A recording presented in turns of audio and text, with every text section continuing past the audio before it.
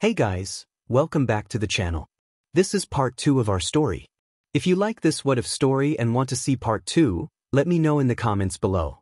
Before we start, don't forget to like, subscribe, and share this video with your friends.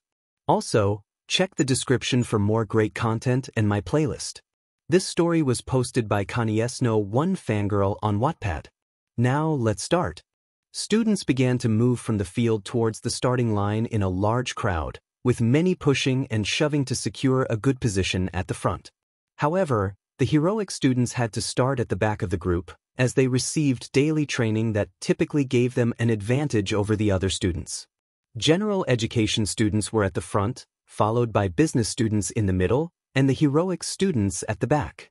Midnight emerged to organize the chaos, halting the pushing and shoving that was delaying the race's start. In the midst of the commotion, 𝐒𝐮𝐦𝐦𝐚 found himself pushed over to where the other hero course students, who had welcomed him into their group, were standing. Uraraka called out to the group, wishing them luck amid the noise of chatter from the other students.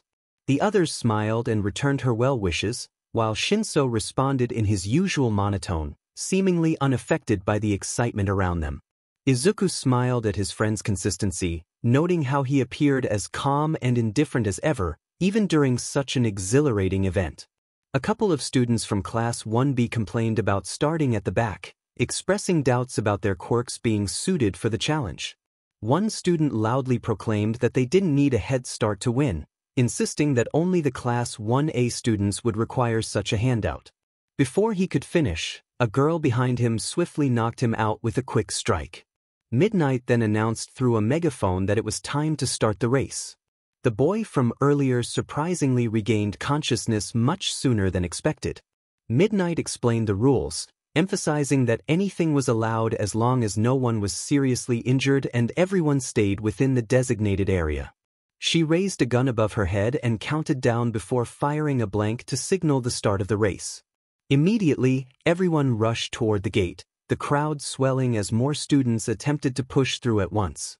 Izuku observed the gate as the first obstacle.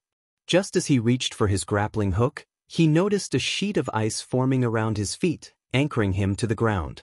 He looked around and saw that many others were experiencing the same issue, spotting Todoroki gliding effortlessly along the icy walls, bypassing the crowd below and moving on to the next obstacle without a hitch.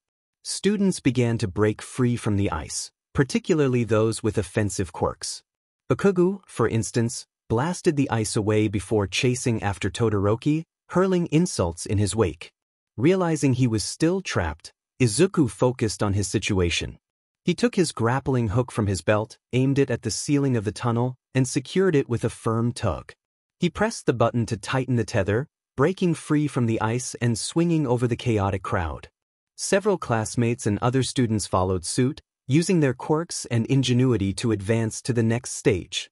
Once he passed the gates, Izuku found himself confronted by the zero-pointer robots from the entrance exams, all encased in ice thanks to Todoroki. Two students who had managed to get through before the crowd began to run, exclaiming about their luck. Suddenly, one of the robots swayed and began to topple over. Izuku quickly used his grappling hook to propel himself forward, grabbing one of the students and saving them from being crushed by the falling metal. Others began to fall in a similar manner, and one landed on a pair of students. Everyone turned in horror, the image of the students beneath the metal striking fear into their hearts. Just then, the metal shifted, and the two students burst through, unharmed. Kirishima shouted at Todoroki, expressing his frustration about the recklessness of the situation, while another student from Class 1B echoed his concern. A collective sigh of relief swept through the crowd as they realized that no one had been seriously hurt, and they quickly refocused on the race, chasing after Todoroki, who was leading the pack. Bakugo suddenly zoomed past the fallen robots, quickly taking second place, with him and Todoroki frequently swapping positions. Izuku continued to utilize his grappling hook, navigating the broken robot pieces to propel himself across the area. He soon reached a pit with tight ropes stretched across for the students to use. Todoroki and Bakugo ignored it, continuing on with their quirks as if it weren't there. Izuku gripped the rope with both hands and swiftly shimmed his way across, opting for a safer method than trying to balance, grateful for the lessons learned from past experiences. He was about 3/4 of the way across when present Mike in the announcement booth mentioned something about a minefield up next. Izuku smirked slightly. His third-place finish was practically secured. Once he made it over the rope, it took a few minutes of running before he reached the minefield, where Bakugo and Todoroki were gliding and flying over using their quirks. Izuku began to hop over the minefield, skillfully avoiding the buried bombs. Jumping from rooftop to rooftop in the dead of night had taught him to mind his steps. He ended up passing Bakugo and Todoroki toward the end of the minefield without them even noticing, as they were too focused on competing against one another. Present Mike announced that Izuku had taken the lead on the final stretch. Todoroki and Bakugo paused for a moment, momentarily forgetting about each other as they shifted their focus to beating Izuku instead. They ended up beside him, maintaining a similar pace as they approached the finish line. As they drew closer, Izuku began to slow down, allowing the two of them to move ahead. He thought to himself that third place was in the bag, smiling internally. In his eagerness to secure first place, Bakugo unleashed a large explosion in a last-ditch effort to propel himself forward, unintentionally hitting Izuku in the side. Izuku didn't realize what had happened until it was too late. In an unexpected turn of events, Izuku was sent hurtling forward, crossing the finish line in first place. He wondered why this kept happening to him.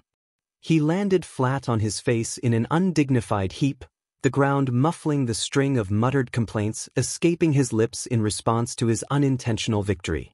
Both Todoroki and Bakugo crossed the finish line shortly afterward, with Bakugo expressing his frustration more openly than Izuku, believing he had cost himself the win. He ended up in third place, with Todoroki just barely taking second by a fraction of a second. Present Mike announced that the winner of the first event of the UA Sports Festival was Izuku, the first Quirkless student to enter the UA Heroics course. Murmurs spread throughout the crowd about a Quirkless student winning the race, with allegations of cheating being thrown around. This was precisely why Izuku had aimed for third. He sighed, hoping that at least his win had inspired some Quirkless kid out there like him to follow their dreams, even if it hadn't made the rest of the public particularly happy. Reluctantly, Izuku peeled himself off the ground, watching as the rest of the students began to cross the finish line. He spotted all of his friends finishing in the top 15, most of them collapsing from exhaustion once they crossed the line. Midnight announced that the students moving on to the next event could be seen on the screen, which would be the cavalry battle. More information would be provided at the start of the event. And until then, competitors should rest before the next challenge began. Izuku walked around, helping his friends, who were mostly limp, as they leaned on him for support while making their way to the stands. With that, the obstacle course was over, and they would soon be moving on to the cavalry battle. Hopefully, Izuku could avoid first place this time. Izuku sat up in the stands with a bottle of water in his hand, its plastic crackling as he closed his hand around it tightly. He was still annoyed about the first-place finish he had just achieved, squeezing the bottle a little too tightly and sending water flying over at his friends sprawled across their row of seats. Most of them startled awake, looking around in confusion, but 𝐮𝐲𝐸 let out a surprised yelp as the water hit him, causing Izuku to burst into laughter while his friends groaned in exhaustion. Izuku reached into his bag and pulled out a bottle of water for each of them, along with a random assortment of snacks he had snagged from the vending machine in the hallway earlier. Not even 5 minutes later, the entire group was chatting and somehow full of energy from just a couple of sugary snacks, except for 𝐮𝐲𝐸, which was nothing new. Tsu asked the group if anyone knew what the cavalry battle was. Uraraka replied with a grin that she had a good idea of how it would work since they had done it in one of the old festivals about 4 years back.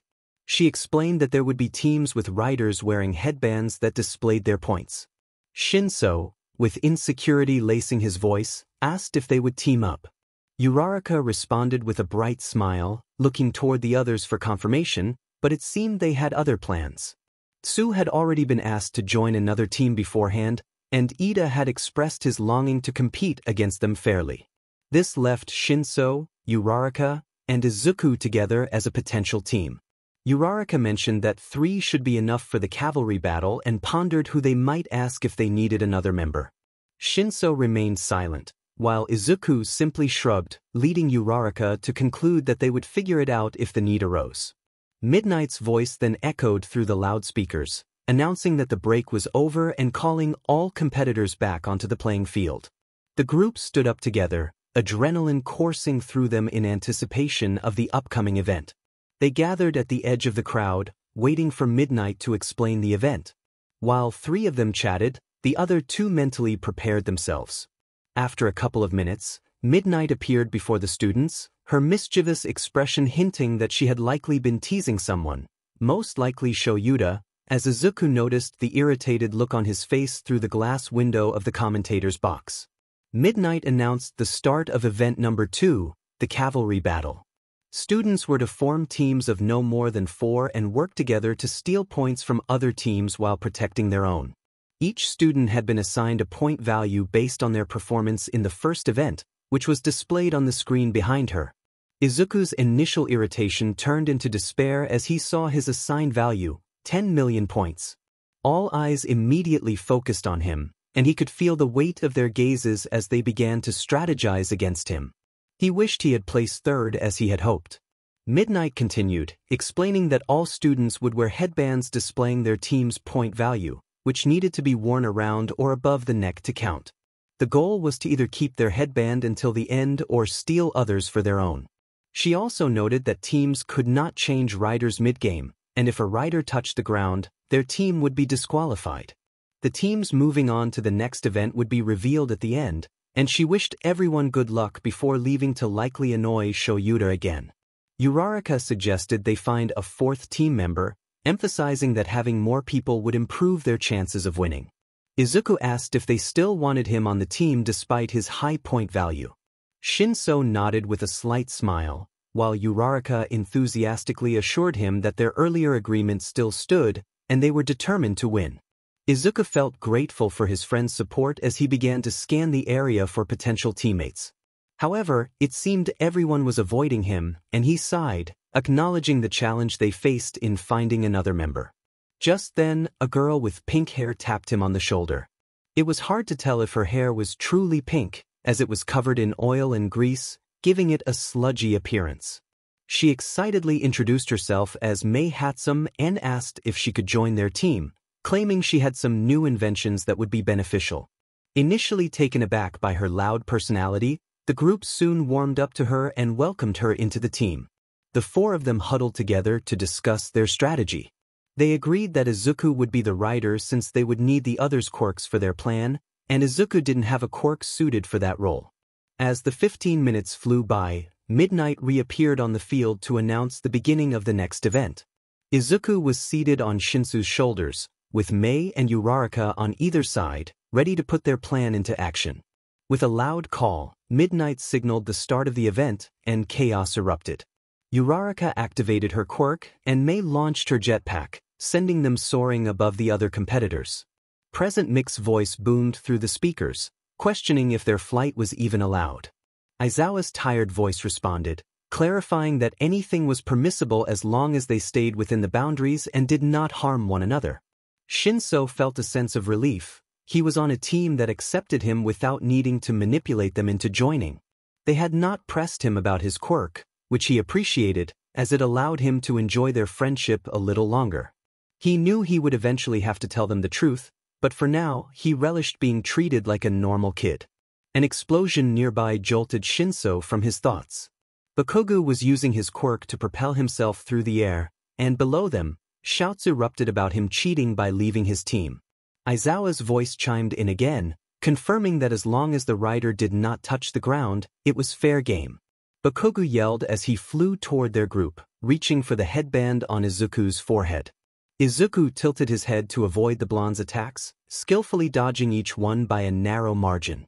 He needed to appear as though he was just barely keeping up, so he let go of the headband he had and aimed for a lower one closer to the end. He didn't want to drag his friends down, especially after his first-place finish in the race. It was better for them to stay low profile, otherwise, they would all become targets, jeopardizing their chances of victory. As Izuku dodged Bakugo's explosions, Todoroki decided to join the fray, using his ice to create a staircase that led him into the sky, leaving his team behind. Izuku hadn't anticipated another contender so soon, and for a brief moment, he became distracted. Bakugo seized the opportunity, landing a powerful punch that sent a jolt through Izuku, the heat from the explosion strangely familiar. Mei quickly maneuvered her jetpack in the opposite direction, steering them away from their pursuers. Through the icy projectiles launched by Todoroki, who was creating chaos below. Mei flew them closer to Todoroki, urging Izuku to grab the ice band. As they zoomed by, Izuku reached out for the headband, but just as he was about to snatch it, Todoroki's left side ignited in flames, forcing them to retreat. Mei expressed her irritation at the unexpected flames, urging Izuku to hold onto their band. Izuku's mind raced at the sight of Todoroki's flames, surprised to see him wielding two distinct abilities. He wondered why Todoroki didn't embrace his fiery side, especially with a father-like endeavor. It frustrated Izuku that Todoroki might be suppressing part of himself due to family pressure, but there wasn't much he could do about it as plain old Izuni. Perhaps Nightfall could help in that regard. They decided to abandon the idea of taking Todoroki's band, knowing he would instinctively defend it with his flames. Instead, they aimed for Bakugo's band, needing another headband as insurance. Mei swiftly flew them toward the explosive blonde. Uraraka, feeling increasingly nauseous from maintaining their weightlessness, encouraged them to keep going. They just needed to grab Bakugo's band and then return to the ground for Uraraka to rest. As they flew past Bakugo, who was preoccupied with attacking Todoroki, they seized the moment to snatch his band. Bakugo barely noticed until it was too late, his expression shifting from confusion to unbridled rage as he realized what had happened.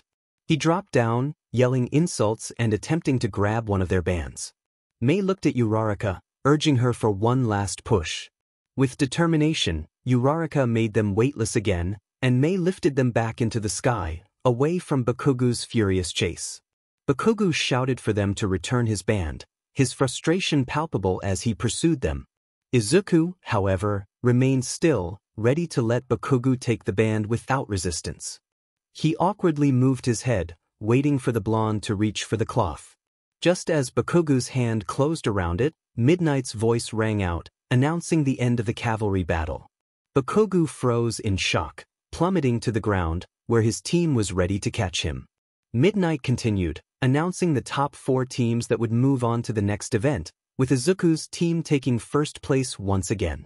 Izuku waved to his friends as they headed to their respective prep rooms. Once they were out of sight, he entered his own room, a bright smile on his face. He sat down in one of the fold-up chairs and took a deep breath to calm himself, only to exclaim in disbelief at his luck. Izuku's frustration was abruptly interrupted by a knock on his prep room door. Taking a deep breath to steady himself, he stood up to find Todoroki standing in the doorway. Todoroki's flat monotone voice broke the silence as he requested to speak with Izuku before the next round began. Izuku, feeling a wave of anxiety, stammered his agreement, wondering why Todoroki wanted to talk to him.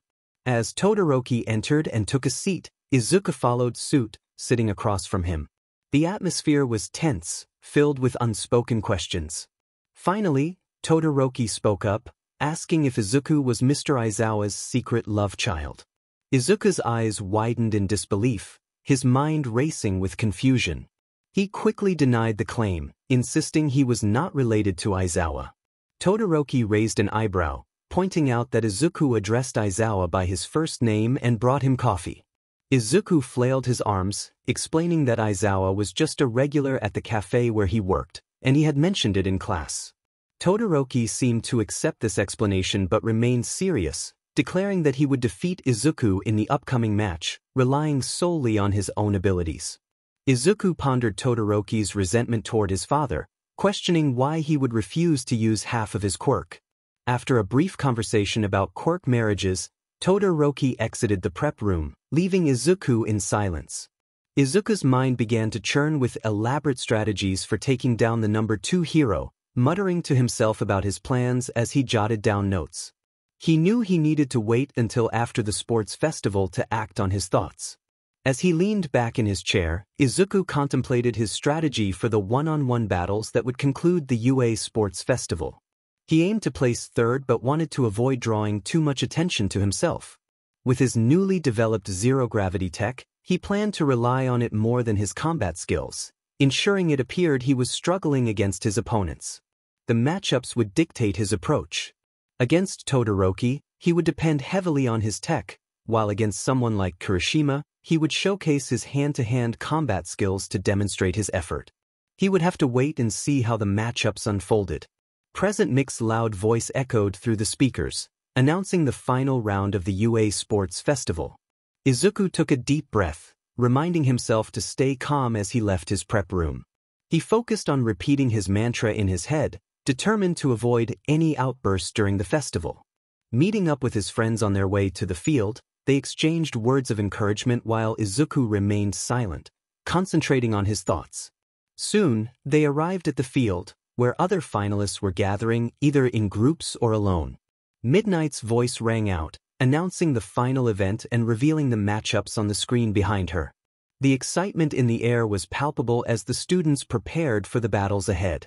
While waiting for their matches, students could either stay in their prep rooms or watch from the stands.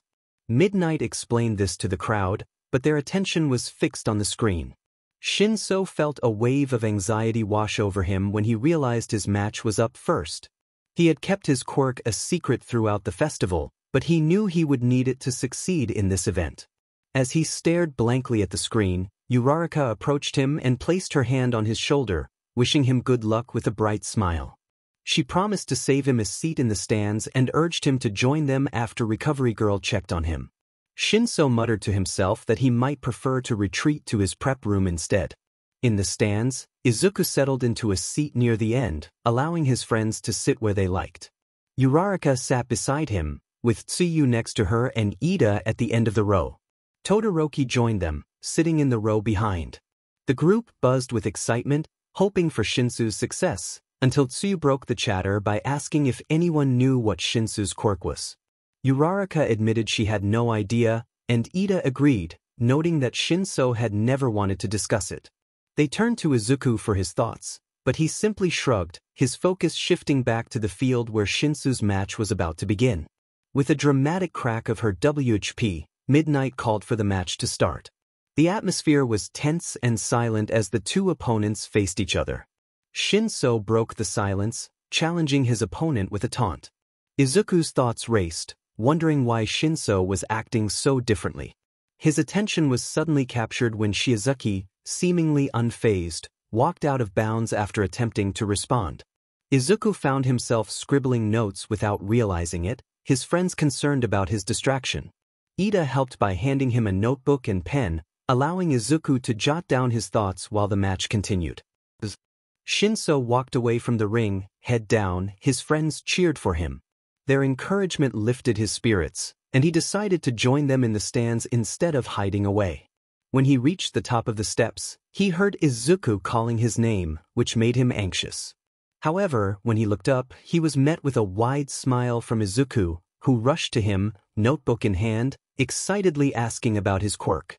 The situation felt surreal to 𝗧𝗟𝗍 as Ida guided them to their seats, giving Izuku a brief lecture on manners. 𝗧𝗟𝗍 felt a warmth in his chest as his friends congratulated him and asked questions, a small smile forming on his face. Izuku noticed 𝗧𝗟𝗍 looking around at everyone, feeling like a lost puppy. He realized that 𝗧𝗟𝗍 had likely hidden his quirk due to past bullying, reminiscent of his own experiences before he was diagnosed as Quirkless. He was grateful he had invited 𝗧𝗟𝗍 to sit with them at lunch that day. Midnight announced the next match, Izuku vs Ojiro. Ida called out good luck as Izuku made his way down to the arena, though he could barely hear the cheers from his friends as he moved further away. Ojiro was already waiting in the ring, and they exchanged respectful bows before stepping inside the boundaries. Midnight called for the match to begin, marking the start of Izuku's first match in the final round of the sports festival. Izuku and Ojiro stood still for a moment, their bodies tense and ready to move as Midnight signaled the start of the match. With a quick shared glance, the competition began in earnest. Ojiro charged forward, eager to close the distance, which was his preferred fighting style. Unfortunately for him, it was also Izuku's. Ojiro threw a punch, but Izuku blocked it effortlessly. As 𝗒𝐼𝐻 attempted to use his tail to gain an advantage, Izuku skillfully dodged, maintaining his facade. After about 7 minutes of back and forth, with only one hit landed by 𝗒𝐻, Izuku decided it was time to shift tactics.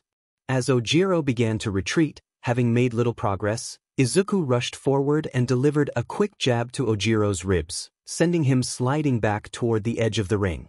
𝗒𝐻 quickly took a defensive stance, anticipating further attacks, but Izuku held his ground, waiting patiently for 𝗒𝐻 to take the initiative. Frustrated by the stalemate, 𝗒𝐻 launched a kick aimed at Izuku's chest. In a swift motion, Izuku caught 𝗒𝐻's leg midair and, with a clumsy yet effective maneuver, brought him down just outside the boundaries. Midnight announced Izuku as the winner, and the crowd erupted in cheers. Izuku sighed, reflecting on how his quirkless status was still a topic of discussion among the spectators. He approached 𝗒𝐻 and offered his hand, which 𝗒𝐻 accepted with a wide smile. 𝗒𝐻 praised Izuku for his performance and expressed a longing to spar in the future. Izuku, feeling a mix of nervousness and gratitude, thanked 𝗒𝐻 in return. The two shook hands firmly before heading to their respective friend groups. Izuku rejoined his friends, who congratulated him on his victory. They watched the remainder of the first matches, including Shinsu's second match, where he sent his opponent out of bounds, just like in his first match. Although Shinsu appeared nervous after his victory, the anxiety faded as his friends animatedly discussed Izuku's match. Izuku had filled multiple pages in Ida's notebook with notes, and his friends wondered how many notebooks he had filled at home. Soon, it was time for Izuku's second match against Kaminari, who was unfortunately matched against him. The round lasted about a minute. Midnight called for the match to begin, and Kaminari shouted an apology to Izuku before unleashing his powerful attack.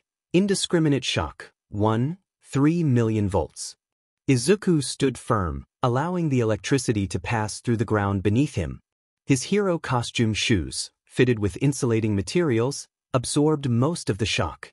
While the electricity didn't completely dissipate, Izuku managed to handle the residual effects, appearing unaffected to the onlookers. Once Kaminari short-circuited and fell out of the fight, Izuku easily pushed him out of the ring without resistance. After being declared the winner, he carried Kaminari to Recovery Girl, who thanked him for bringing his opponent and asked if he was injured. Izuku assured her he was fine before returning to the stands with his friends. As the second round concluded, only 4 competitors remained: Shinsu, Bakugo, Izuku, and Todoroki. The brackets set Shinsu against Bakugo and Izuku against Todoroki for the final round of the festival. The first semi-final match featured Shinsu and Bakugo, both feeling confident.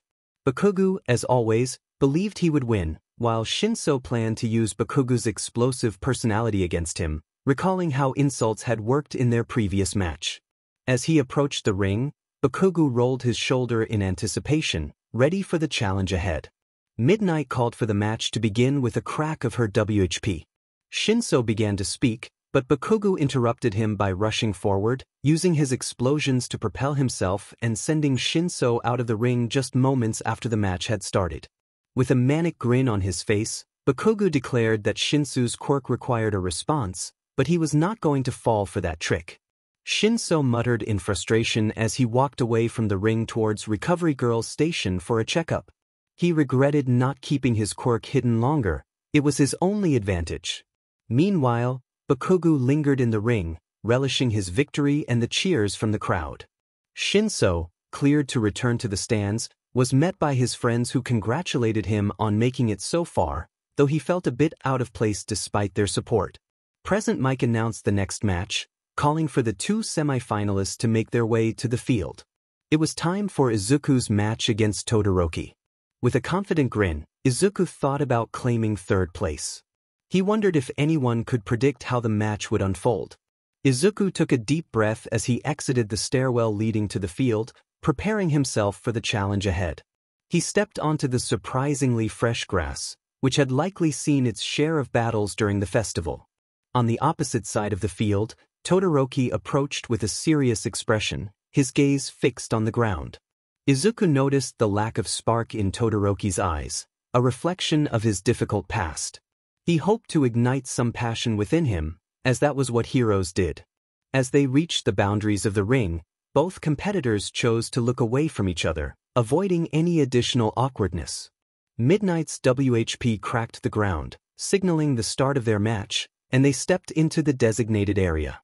The moment the match began, Izuku charged towards Todoroki, anticipating another giant glacier attack. He recognized that Todoroki was trying to end the match quickly with minimal effort. However, Todoroki soon realized that he wouldn't have enough time to create such a large mass of ice. Instead, he opted for smaller, jagged shards to impede Izuku's progress. The ice rose from the ground in various places, but Izuku skillfully maneuvered through the obstacles, using his zero-gravity tech to float over some shards before dodging normally again. As Izuku drew closer, he called out to Todoroki, suggesting he utilize his left side for an advantage.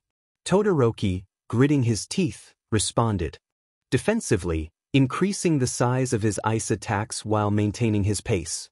Izuku insisted that Todoroki should not suppress a part of himself just to rebel against his father. He urged Todoroki to embrace his full potential, not to suffer from hypothermia in the process. Todoroki vehemently rejected the idea of using his father's quirk, insisting he was fine with his ice alone. However, Izuku pressed on, emphasizing that the flames were a part of Todoroki himself, not just his father's influence. As Izuku's words sank in, Todoroki froze, and the ice around him melted away, revealing bright golden flames emanating from his left side. Tears streamed down his face, evaporating quickly in the heat, as the flames cast a warm glow around him. Todoroki, filled with gratitude, acknowledged Izuku's unexpected support but declared he would take advantage of the situation. He unleashed a swirling torrent of flames towards Izuku. Instead of dodging or blocking, Izuku stood firm, allowing himself to be engulfed by the flames, which sent him crashing into one of Todoroki's glaciers from earlier. His head struck a jagged ridge on the glacier, leaving him with a painful gash across his forehead and a slight concussion. Izuku turned to his opponent, confusion etched on his face, as he had expected the match to be over by now. Todoroki pointed out that Izuku hadn't even attempted to dodge the blow, despite having time to move while he was speaking. He called it hypocritical to demand everything from his opponent while not giving his all in return. Izuku felt a pang of guilt. He recognized his own hypocrisy but was unwilling to let himself fall into that mindset again. Too many had suffered for him to ignore the truth. With determination, he took a deep breath and charged silently at Todoroki. He wished he could explain his restraint and the differences in their situations, but he wouldn't drag anyone else into his struggles. He left himself wide open, practically inviting Todoroki to make a move. As Todoroki instinctively prepared to throw him out of the ring, he hesitated at the last moment.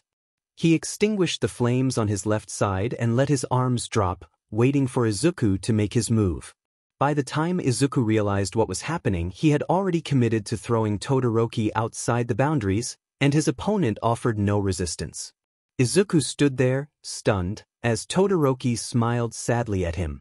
He expressed that Izuku should be the one to win the festival and that even if he chose to forfeit the finals, he would always see him as the true victor. He hoped that one day Izuku would deem him worthy enough to fight without holding back. With a wave, Todoroki walked off to the stands, mostly uninjured except for a few minor bruises and scratches. Izuku stumbled toward Recovery Girl's station, his mind still hazy from the match. Recovery Girl met him halfway and helped him to one of the beds they had set up.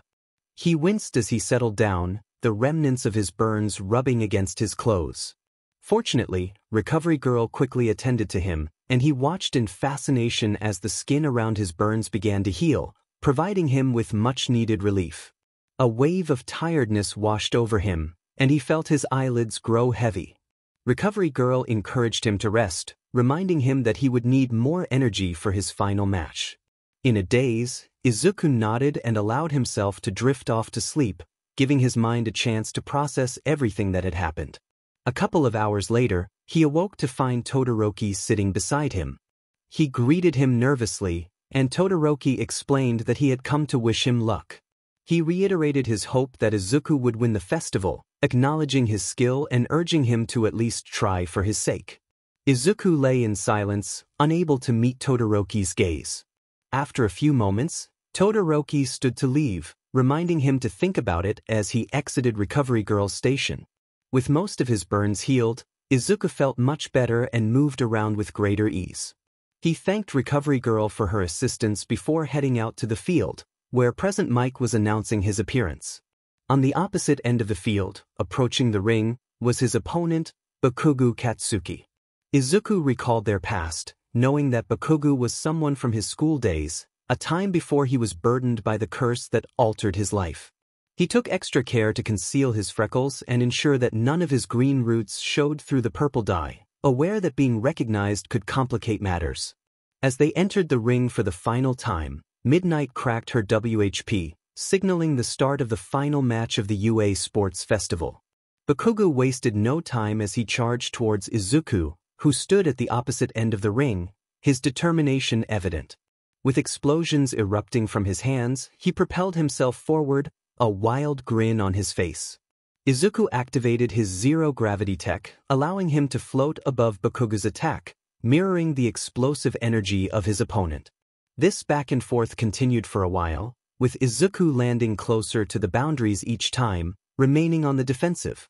He knew that throwing his matches wasn't fair to the other competitors who were giving it their all, but he also understood the potential danger of drawing too much attention to himself. Anyone could be watching from the stands. Izuku continued to dodge instinctively, his body moving on autopilot from years of training. All he needed to do was lose, and everything would be fine. Another fist came his way, and he ducked under it, executing a feint kick to Bakugo's shin followed by an uppercut to his jaw. He grabbed Bakugo's leg, pushing him back and throwing him off balance. He reassured himself that everything was probably fine. Lost in his thoughts, Izuku suddenly realized the attacks had stopped. He turned to see Bakugo glaring at him, his frustration palpable. Bakugo shouted, demanding to know if Izuku thought he was too good to face him, accusing him of trying to run away like a coward.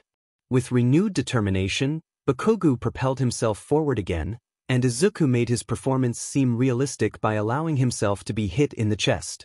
The sensation was intense, and a faint scent lingered in the air.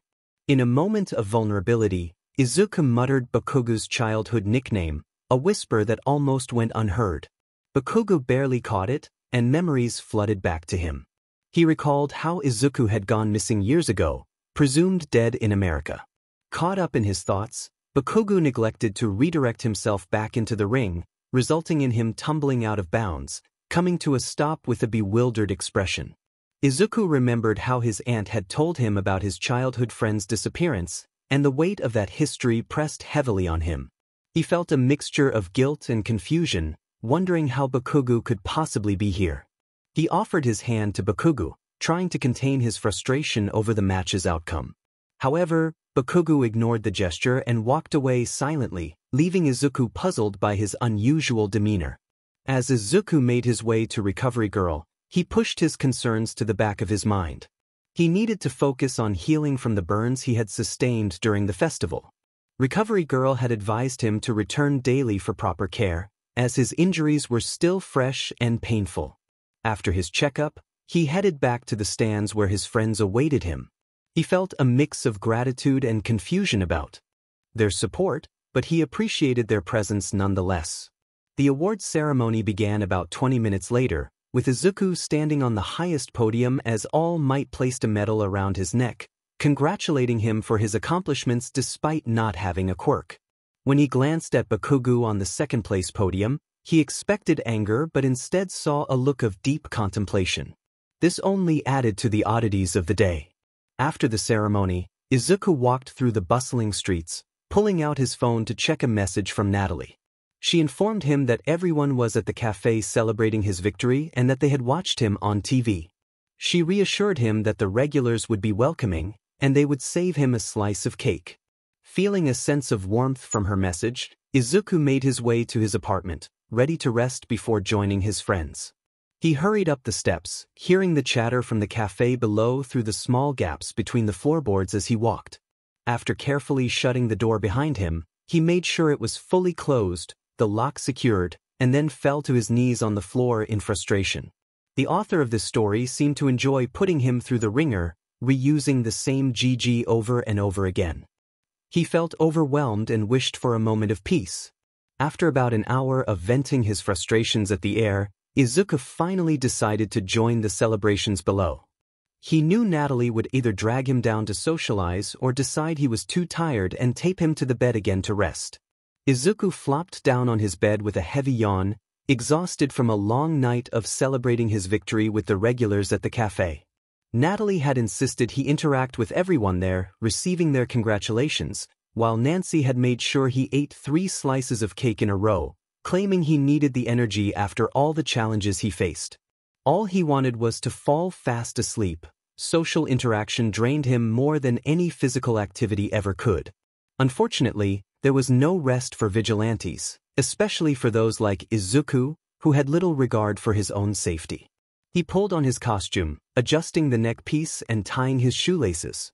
He checked his outfit in the mirror, noting it was in need of a wash, and then hopped out of his window to begin his patrol.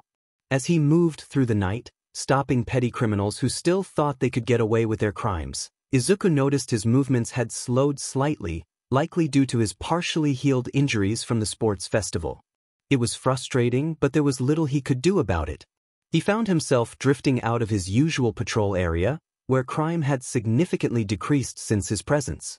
Most of the smarter criminals had moved on, leaving only a few who still dared to act. Eventually, he returned to his familiar area, knowing his favorite heroes would be looking for him and would worry if they couldn't find him. About 20 minutes later, he bumped into Eraser and Hawks on a rooftop. Eraser greeted him with a nod, while Hawks enthusiastically approached him, expressing how great it was to see him after so long, his eyes glistening with excitement. Izuku sidestepped Hawks to avoid aggravating his burns and sighed, reminding him that they had seen each other just the day before. Hawks insisted that one day was far too long and playfully suggested that Nighty was a perfect nickname for him, mixing Nightfall with something small. As Izuku prepared to retort, he had to quickly dodge as Aizawa sent his capture weapon in his direction. He feigned offense, asking what that was for, to which Aizawa shrugged, stating it was worth a shot. Izuku shot back that he was not tiny, despite Hawk's laughter. Neither of the heroes had managed to catch him, but they had developed a rapport with the vigilante. Aizawa, however, was slightly concerned. He had noticed Izuku limping, a subtle sign that something might be wrong. He asked about it, but Izuku brushed it off, claiming he was just a bit tired. Before Aizawa could press further, their police scanners went off, alerting them to a suspected bank robbery in progress nearby. They quickly made their way to the crime scene, with Aizawa suggesting they could get Izuku a proper scanner if he visited the station. Izuku laughed, acknowledging the obviousness of the suggestion as they all took off toward the location. They arrived swiftly, climbing to a nearby roof to observe the criminals preparing to rob the bank. At first glance, they appeared to be a standard group of thugs, but the oddly shaped beak masks they wore gave off an eerie vibe, sending chills down the heroes' spines as they prepared to intervene. They sat in silence, listening to the conversation among the group. One of the robbers mentioned that their boss had instructed them to replenish their funds and suggested getting a toy for the girl. Another robber questioned the point of buying toys if the girl was going to be harmed anyway, expressing some sympathy for her plight, but noted that their boss believed he was fixing the world with her. Hawks muttered under his breath, feeling a surge of anger. Izuku decided to gather information and jumped down onto the thugs, swiftly incapacitating 2 of them with precise strikes. He then held a small knife to the throat of the remaining robber, demanding to know what they were discussing and where he could find the girl who was supposedly going to fix the world. After some intense persuasion, which involved a few uncomfortable methods, Izuku obtained the information he needed. He learned the location and received a warning that the boss was not someone to be trifled with, and that the girl could be in danger for revealing what she had. With that, Izuku knocked the robber out and tied her up with the others for the police to collect. He leaped back onto the roof to rejoin the other heroes, who had been watching his unconventional methods with a mix of horror and concern. Izuku informed them that the girl was being held by the 𝐒𝐮𝐬𝐽𝐾 group, led by Kai Chisaki, who were experimenting on her to create Quirkless racing bullets. He announced his intention to break her out in an hour, with or without hero support, warning that if he went alone, there could be serious consequences. 𝐼𝐻𝗧𝗟 sensed the determination in Izuku's demeanor and shared his disgust at the idea of experimenting on a child. He quickly contacted 𝐒𝐮𝐦𝐦𝐚𝐫𝐲 to inform him of Izuku's plans. 𝐒𝐮𝐦𝐦𝐚𝐫𝐲 acknowledged the situation and began mobilizing heroes to assist in the operation. An hour later, when the group of heroes arrived at the designated entrance, including the symbol of peace, they found that Izuku was nowhere to be seen. 𝐻𝐻𝗧𝗟 expressed disappointment at Izuku's absence, and 𝐒𝐮𝐦𝐦𝐚𝐫𝐲 decided they could not wait any longer. They needed to rescue the girl without him. The heroes entered through a hidden entrance marked on the map, crawling through a cramped tunnel before emerging into a maze of white hallways. 𝐼𝐻𝗧𝗟 suggested splitting into groups for efficiency, instructing everyone to use their comms if they spotted the enemy or found the girl. He teamed up with 𝐻𝐻𝗧𝗏 and 𝗏𝗏𝗏, moving cautiously through the echoing halls. After a few minutes of searching, they stumbled upon a villain lying unconscious on the floor. 𝐼𝐻𝗧𝗏 checked for a pulse and confirmed he was dead. He quickly updated 𝐒𝐮𝐦𝐦𝐚𝐫𝐲 before continuing their search. As they moved deeper, they discovered more bodies, some unconscious and others severely injured. They used their comms to call for medical assistance for the criminals as they followed the trail, hoping to find their objective. Eventually, they reached a room with light seeping through the cracks. 𝐼𝐻𝗧𝗏 pressed his ear against the door and heard muffled cries coming from inside. He informed his teammates that someone was likely in need of medical attention and instructed 𝗏𝗏𝗏 to break down the door on the count of 3. With a powerful kick, 𝗏𝗏𝗏 burst through the door, revealing a vigilante in the midst of a tense situation. The vigilante was tending to a defeated enemy, and as he turned to face the heroes, 𝐼𝐻𝗧𝗏 cautiously acknowledged him. The vigilante explained that he had entered without them because the girl had tried to escape, but was dragged back inside by a villain. He gestured to the unconscious bodies around him, his voice trembling as he recounted the girl's fear. 𝐼𝐻𝗧𝗏 noticed the vigilante's distress and crouched beside him, ready to offer support. The vigilante took a deep breath, calming himself slightly before walking out of the room in silence. The heroes followed him through several doors until they reached one marked with a flower-covered nameplate reading 𝐒𝐴𝐴𝐴. Before leaving, the vigilante urged 𝐼𝐻𝗧𝗏 to ensure the girl's safety, expressing his trust in him. With that, he vanished from the scene, leaving the heroes to carry out the rescue mission. He wasted no time in opening the door, revealing a young girl with blue hair and a small horn peeking from her forehead, huddled under a thick purple blanket and looking up at the intruder with fear. The room resembled a child's bedroom from a furniture store, with solid lilac walls and untouched toys scattered across the floor, some still in their packaging. There were no signs that the room had an occupant, let alone a child living in it. From that first glance alone, 𝐼𝐻𝗧𝗏 knew he had to protect this child and would do everything in his power to ensure her safety. Izuku watched from a distant rooftop as 𝐼𝐻𝗧𝗏 left the building with 𝐒𝐴𝐴𝐴 in his arms, a small sigh of relief escaping his lips as he smiled, silently wishing 𝐼𝐻𝗧𝗏 to take good care of her. He then leaped across the buildings to return to the cafe, hoping to catch a bit more sleep before work. Izuku was exhausted. Between working at the cafe during the day, sprinting over to Yue, having recovery girl insist on healing him, and then running back, he felt like he was about to collapse. Yet, he decided to go out and chase down criminals without a license as he always did. This was why he found himself sitting on a rooftop as usual, with 𝐻𝐻𝗧𝗏 and 𝐼𝐻𝗧𝗏 flanking him while the streets remained quiet. Their conversations typically followed one of two paths. Either they pressed Izuku for his identity, or 𝐻𝐻𝗧𝗏 rambled on about something interesting from his agency that neither of the others found particularly engaging. However, today was different. Their discussion centered around yesterday's rescue and how 𝐒𝐴𝐴𝐴 was doing, deliberately avoiding the topic of the violence from the previous night. The Hero Commission had determined that 𝐼𝐻𝗧𝗏 was the best choice for 𝐒𝐴𝐴𝐴's care. He held an emergency foster license and had the ability to suppress her quirk if it became too overwhelming. Izuku listened intently as 𝐼𝐻𝗧𝗏 described the girl's reaction when she first tried the candy apples made by his partner, whose identity remained a mystery to Izuku. He felt relieved knowing she was in good hands now, finally getting the childhood she deserved, free from bloodshed and torturous medical experiments. Izuku was somewhat glad he had taken drastic measures against Overhaul, It still unsettled him that he had resorted to such methods, but considering how the villain had treated Eri, he felt the man was fortunate to still be alive. As 𝐻𝗳𝗓 contributed more to the conversation, Izuku found himself speaking less until he eventually slipped out of it completely. He pulled out his homemade police scanner, which he had recently upgraded during an intense late-night session to tap into actual hero and police lines. This feature was not only useful but also a way to prove to 𝗧𝗓𝗧𝗟 that he didn't need the government's fancy technology. Tuning in to the hero lines, he mostly encountered static until he finally picked up a voice on the other end. A raspy voice relayed a message about a dangerous villain attacking and requesting backup, providing coordinates for the location.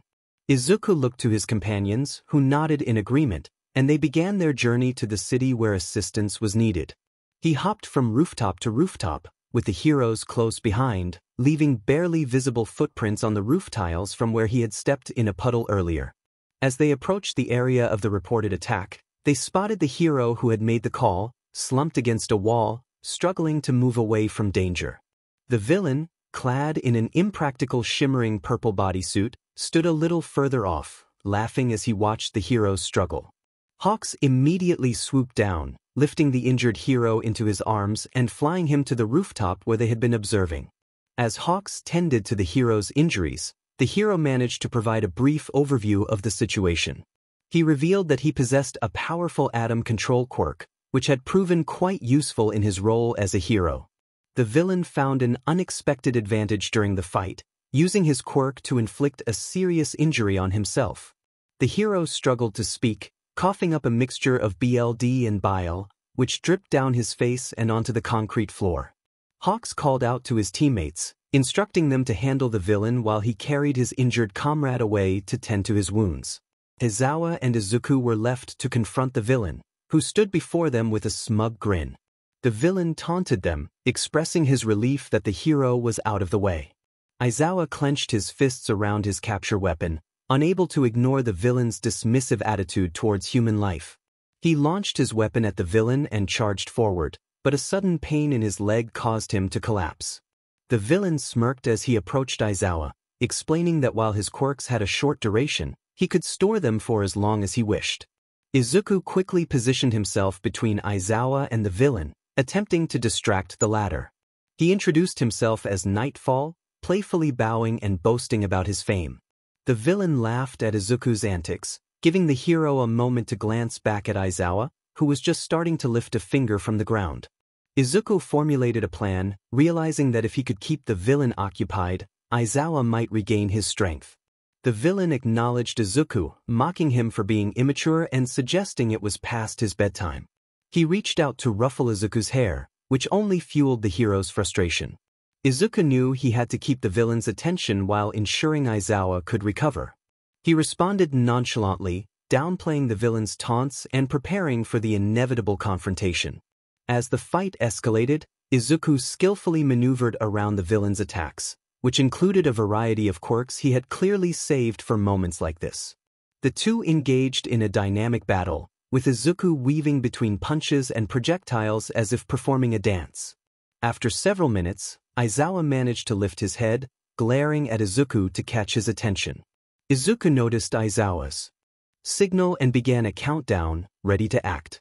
When Aizawa's eyes lit up red, the villain's projectiles halted, allowing Izuku to rush forward and pin the villain to the ground with quirk-suppressing cuffs he had taken from Tsukachi's office. Aizawa struggled to rise, feeling strength returning to his body, though he remained unsteady. Just as Izuku secured the cuffs, the villain made a desperate attempt to copy Izuku's quirk, but Aizawa was quick to respond, moving into a fighting stance. The villain's laughter turned to confusion as he realized something was wrong. Izuku pressed down harder, successfully restraining him as the villain's consciousness faded. With the villain subdued, Izuku decided it was time to leave. He knew Aizawa wouldn't mind his absence, but 𝐻𝗳𝗓𝗧 might have questions. The villain's careless words had nearly exposed Izuku's secret identity, and he couldn't risk another shock like when the heroes discovered his age. So, he slipped away, determined to stay one step ahead. Izuku climbed a few drain pipes and made his way onto a nearby rooftop, observing as 𝐻𝗳𝗓𝗧 arrived to assist the still unsteady Eraserhead. After a moment, He turned and headed home, giving himself an hour to vent into his pillow before hopefully getting some sleep. About an hour later, 𝐒𝐮𝐬𝐴 sat up in a hospital bed, discussing the information he had gathered with 𝗧𝗜𝗧𝗟𝗘, who was diligently adding it to his file and researching the next steps should they catch the vigilante. 𝐒𝐮𝐬𝐴's voice was strained as he asked if they really couldn't charge the boy with vigilantism. 𝗧𝗜𝗧𝗟𝗘 groaned, holding his face in his hands, expressing his frustration over the situation. 𝐒𝐮𝐬𝐴's exasperation grew as he realized that despite 2 years of pursuing the boy, they couldn't take him in for the very crime they had been investigating. 𝗧𝗜𝗧𝗟𝗘 explained that the boy was considered a civilian who appeared at crime scenes and defended himself according to the law. They could potentially charge him with a few counts of assault or excessive force, but that would be the extent of it. Even with the recent incident involving a dangerous villain, the law would likely favor the boy, especially since a child's life had been at stake and he had erased most of the footage of his actions. The worst consequence he might face would be juvenile detention or community service. 𝐒𝐮𝐬𝐴 reflected on the discrimination against the Quirkless, noting that they were often exempt from many recent laws due to their dwindling population. After an hour of questioning about the incident, 𝗧𝗜𝗧𝗟𝗘 left to drop off the files at the station and get some rest, leaving 𝐒𝐮𝐬𝐴 alone with his thoughts. He pondered the boy's belief that he couldn't be a hero because he was quirkless, understanding how society viewed the quirkless as weak. Most hero schools wouldn't even consider their applications, except for UA, thanks to 𝗧𝗓𝗏's policy changes. A quick email to 𝗧𝗓 later, and 𝐒𝐮𝐬𝐴 received permission to invite the vigilante to join UA, with the condition that he would have to give up his nightly activities and become 𝗧𝗓's personal student for at least his first year. 𝗧𝗓 was excited about the prospect, viewing it as an opportunity for entertainment. However, 𝐒𝐮𝐬𝐴 found the principal's laughter in the attached voice message to be unnecessary and unhelpful after everything he had endured.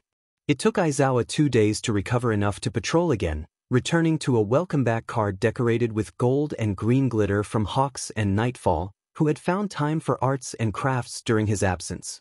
During their downtime, 𝐒𝐮𝐬𝐴 brought up the offer to the vigilante, who promptly declined. He expressed that gaining admission to the school wouldn't matter if the people there still held prejudices against him. He had encountered few who accepted him for who he was, and even those who seemed accepting often pretended otherwise. This left 𝐒𝐮𝐬𝐴 with conflicting thoughts. He knew the quirkless were often viewed as weak and overlooked, but perhaps the situation was worse than he realized. The vigilante's experiences hinted at a deeper discrimination, and 𝐒𝐮𝐬𝐴 wondered if it was common among the quirkless. He recalled 𝗧𝗜𝗍 and how the class had shown no resentment towards him for his lack of a quirk. After his patrol, 𝐒𝐮𝐬𝐴 decided to conduct some research of his own, discovering forums where quirkless individuals shared their disturbing experiences. He couldn't help but wonder if Nightfall's life mirrored those accounts, or if 𝗧𝗜𝗍's past was similarly troubled. The thought that the attack on his parents could have been a hate crime crossed his mind as he read through the statistics. That night, 𝐒𝐮𝐬𝐴 went to bed feeling unsettled by what he had learned. The high rates of suicide and hate crimes against the quirkless painted a grim picture of their reality, even more so than those with mutant quirks, who were often the focus of anti-discrimination lessons. He resolved to speak with 𝗧𝗓 about incorporating this issue into their annual presentation on discrimination at their next meeting. Later that night, Izuku threw himself face-first onto his bed, tears welling in his eyes as he struggled to hold them back. He felt he had made another mistake, a foolish error that should never have happened. All he had needed to do was cuff the criminal, and everything would have been fine, but he couldn't even manage that. They already knew his age, and being quirkless had eliminated about 80% of the population from consideration. Of the remaining 20%, very few were anywhere near his age. In fact, all the remaining suspects could probably fit into the police station at once. He knew he would be caught one day. It was inevitable, but he hoped it wouldn't happen anytime soon. He had things to finish, plans to complete. After about an hour of sobbing into his pillow, Izuku cried himself to sleep, with dried tears around his eyes and a wet patch on his pillow. 5739 struggled to open its eyes, feeling as if its eyelids were made of lead. It forced them open, immediately blinded by the white ceiling above. Its arms and legs were strapped down to the metal table it lay on. It took a moment for its mind to catch up before it remembered where it was. It had been sent to the punishment room for trying to fight back against MSTR. No one fought back against MR and lived to tell the tale. The doctor was busying himself with something on the table beside it. Not good. 5739 looked over to the door, the small barred window being the only thing in the room that wasn't painted white. The bars were orange with rust and scrape marks from where the cover slid over the top. Outside, 5739 could see a couple of others being kept there, kids and adults alike, SRPD of their dignity and free will. It could see the sympathy in the eyes of those closest to the room as they locked gazes for a moment before looking away, leaving it to its inevitable fate. The doctor finished with whatever was on the table and stood before 5739 with a smile and a teasing tap on its nose. He went over to the door and closed the cover over the small window. His instruments were laid out on the table. He wheeled over to the one 5739 was constrained to. He reached for his first tool, a smile on his face as he turned to meet 5739's wide eyes, which were filled with panic. It was a time of reckoning. 5739 could sense the impending dread. The doctor's laughter echoed in the sterile room, a sound that sent chills down its spine. Blood-curdling screams filled its half-conscious mind. Another had been taken to the punishment room after it. It opened its eyes, a sharp pain shooting through its head, feeling as though it might split open. Closing its eyes again for comfort, it willingly slipped out of consciousness, haunted by the image of a young girl's lifeless form being dragged away. He felt the warmth of a light shining down close to his face, illuminating the insides of his eyelids. His face scrunched up in discomfort as he slowly allowed his eyelids to open, revealing a blurry figure beside him. He rubbed his eyes, finding them wet with tears that he wiped away hastily with his arm. Looking up, he saw Natalie sitting on the bed beside him, concern etched on her face as she ran her hand through his curls in an attempt to soothe him. Natalie had come upstairs to check on him when she arrived at work that morning, only to find Izuku missing from his usual spot. She discovered him shaking in his bed, tears streaming down his face and soaking his pillow, thrashing violently beneath his weighted blanket. Tiny whispers of "stop" and "please," mixed with eerie giggles had filled the air as he slept. Izuku shakily sat up, looking over at Natalie with tears welling in his eyes, ready to burst. She opened her arms with a welcoming smile as he collapsed into her embrace, burying himself in the warmth he had so desperately needed. Natalie whispered reassurances into Izuku's ear, stroking his hair as he sobbed into her chest. She had already closed the cafe to check on him and planned to stay with him for the rest of the day. She didn't know what had been going on in his mind, but she wasn't going to push. It didn't seem pleasant at all, and that was all she really needed to know. Izuku's tears only increased as Natalie's hands moved from his head to wrap around him tightly, holding him close. It felt just like when he was younger, with his mother holding him on her lap while they watched hero documentaries on TV for the 100th time. He missed those times after his diagnosis. His mother had barely been able to look at him since then. The last contact he remembered was when she had slapped him after he knocked over a plate while making their meals. Natalie stayed in Izuku's apartment with him for the rest of the day, watching movies in the lounge and preparing pork cutlet bowls for dinner. They sat eating together at the small dining room table, and Natalie smiled fondly as the boy looked up from his bowl with a shaky but wide grin. He was her son, maybe not by BLD, but she wouldn't change him for the world. There was a lot she didn't know, many answers she should have received, and questions she should have asked long ago. She would need to ask them eventually. Izuku would most likely tell her in time. But right now, he needed her support, and that was what he was going to get, whether he liked it or not. Izuku wished he could avoid school forever. After his breakdown 2 days ago and his general discomfort with social interactions, returning to school was not something he looked forward to. The last thing he needed was to face other people, but the world was not on his side today, or any other day for that matter. After a wonderfully relaxing week working in the cafe whenever Natalie allowed him, and filling his spare time with vigilante work and support item experimentation, it was time for Izuku to return to UA. Izuku was one of the few who had been granted an extended break from school. While others had 3 days off, He received a week on Recovery Girl's orders to ensure his injuries healed fully. He had been visiting UA daily for treatment but always returned home afterward, as the healing process drained his stamina. Recovery Girl often questioned him about how he spent his days, given how exhausted he appeared during his visits. Considering he usually felt on the verge of passing out after her treatments, her concerns were valid. Izuku always attributed his fatigue to training to make up for his time away from school, avoiding any mention of his nighttime escapades that sometimes led to injuries. He definitely did not get shot in the leg a few days ago, which might have slightly delayed his healing. No, it was just training. After showering and brushing his teeth like most people do, Izuku pulled on his work uniform, straightening his collar in the mirror before turning to his hair. He quickly sprayed it with water, applied some leave-in conditioner, and scrunched it dry with a towel. Using styling products was too time-consuming for him, and with his hair growing longer, it would cost a fortune to maintain. He liked his long hair, but it often fell into his eyes, which he found irritating. To manage it, he kept hair ties on his wrist and tied it back whenever he was out at night. This way, heroes and police were less likely to notice his hair beneath his hood, and he wouldn't have annoying strands in his face while fighting.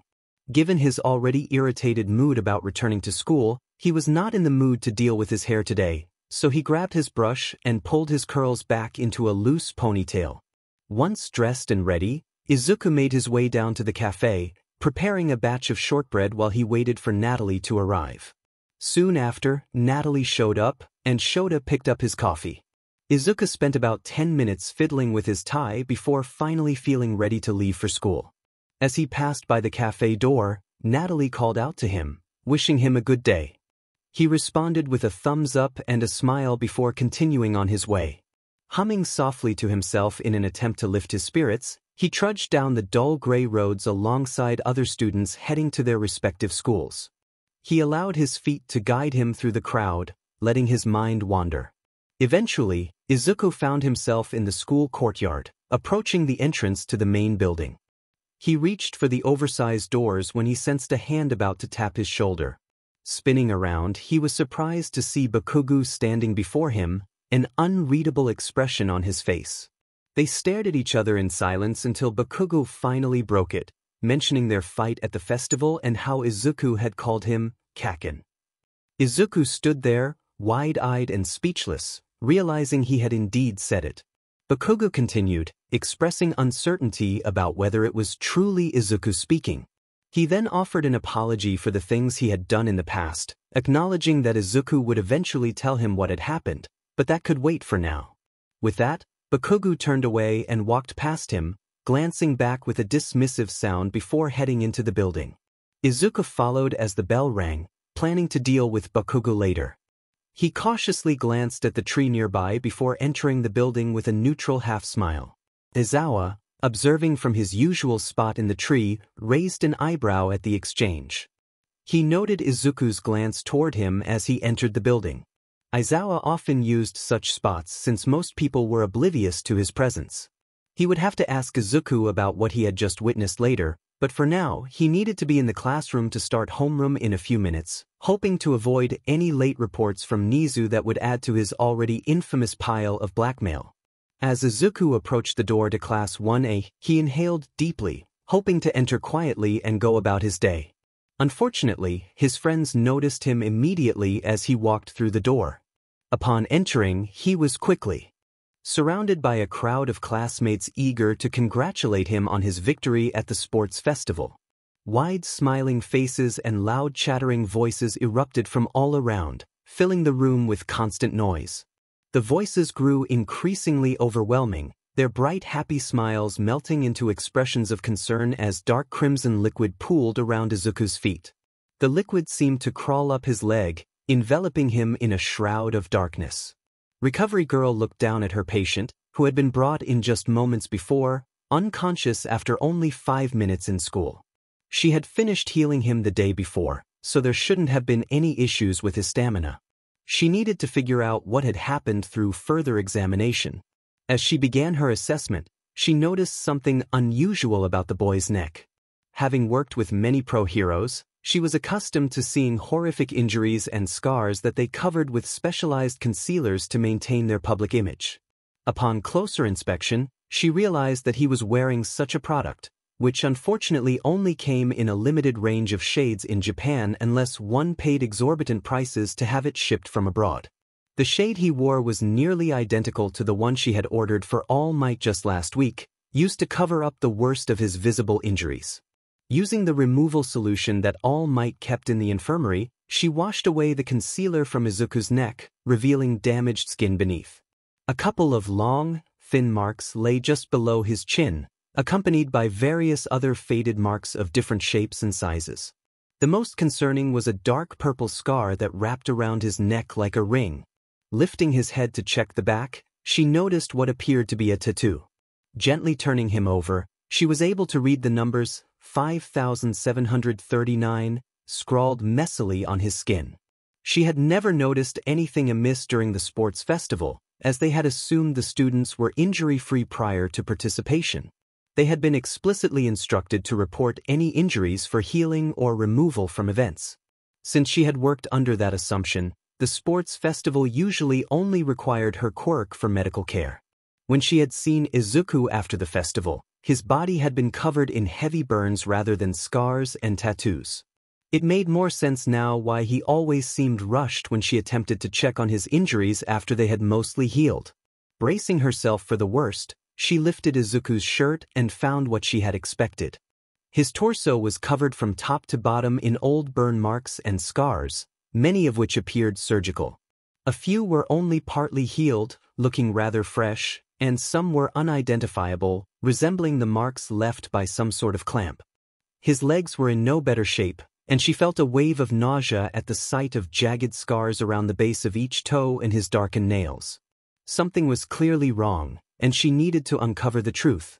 It was her duty as the school nurse to ensure that the students of UA were safe, happy, and healthy, and her patient was clearly none of those things. The end of the school day soon arrived as students began making their way out of their classrooms, including Class 1A, who had just finished an ethics lesson with Aizawa. Unsurprisingly, as soon as the lesson concluded, a group of students stood in front of his desk, their best pleading faces on display. Ida expressed their concern, stating that they hoped to visit Izuku, assuming he was still in the infirmary after passing out earlier. Uraraka joined in, pleading for permission to see if he was all right, and soon the others chimed in, their voices overlapping in a cascade of concern. Aizawa, with a gruff tone, instructed them to quiet down. He had already planned to visit Izuku and doubted Recovery Girl would allow any other visitors. He promised to update them the next day on Izuku's condition. Disappointed but grateful for the promise, the students left the classroom. With a sigh, Aizawa rose from his desk, tidying the papers into neat piles before sliding them into the drawer. He made his way toward the infirmary, opting to travel through the vents to avoid any coworkers he might have to interact with. As much as he valued his friends and husband, he felt too exhausted for conversation at that moment. He soon reached the vent above the infirmary and dropped down in front of the tall door to the room. Tentatively, he knocked before opening the door just enough to peek inside. A voice greeted him, indicating that his timing was perfect, as Recovery Girl had been about to call for him. Recovery Girl inquired if Aizawa was there to check on his student. He responded, asking how the boy was doing. Recovery Girl's light smile faded into a thoughtful expression as she gestured for him to follow her behind the curtain where Izuni lay. She explained that Aizawa had been listed as a contact for Izuni at the school, added at the request of his primary contact, who believed Aizawa would be more available during school hours. Aizawa acknowledged this, agreeing it made sense. Recovery Girl took a deep breath and moved to the boy's side, revealing a multitude of scars on his torso. She grimly pulled his shirt down and covered him with a blanket, indicating that this was not all of it but enough to convey the seriousness of the situation. She asked Aizawa if he knew anything about Izuni's home life. Aizawa solemnly recalled that Natalie had mentioned Izuni had been involved in a villain attack as a child, which had resulted in the loss of his parents and led him to live with her. Recovery Girl pointed out that the scars were more indicative of torture than a simple villain attack. She turned the boy onto his side, revealing long, thin marks across his back. She expressed her concern, stating that a significant number of the scars suggested he had endured severe mistreatment. Given that some injuries appeared fresh and 𝐒𝐮𝐦𝐸 had not mentioned anything, it was necessary to involve someone else. Aizawa looked down at the sleeping boy, troubled by the mysteries surrounding him. 𝐒𝐮𝐸𝐸's tendency to hide injuries, his awareness of being watched, and his exceptional combat skills all raised red flags. Earlier, Recovery Girl had taken his BLD to check against the database, but they found no records. Aizawa reflected on how 𝐒𝐮𝐸𝐸 seemed to be a non-entity in the eyes of the government. Recovery Girl asked if Aizawa had any personal information about the boy.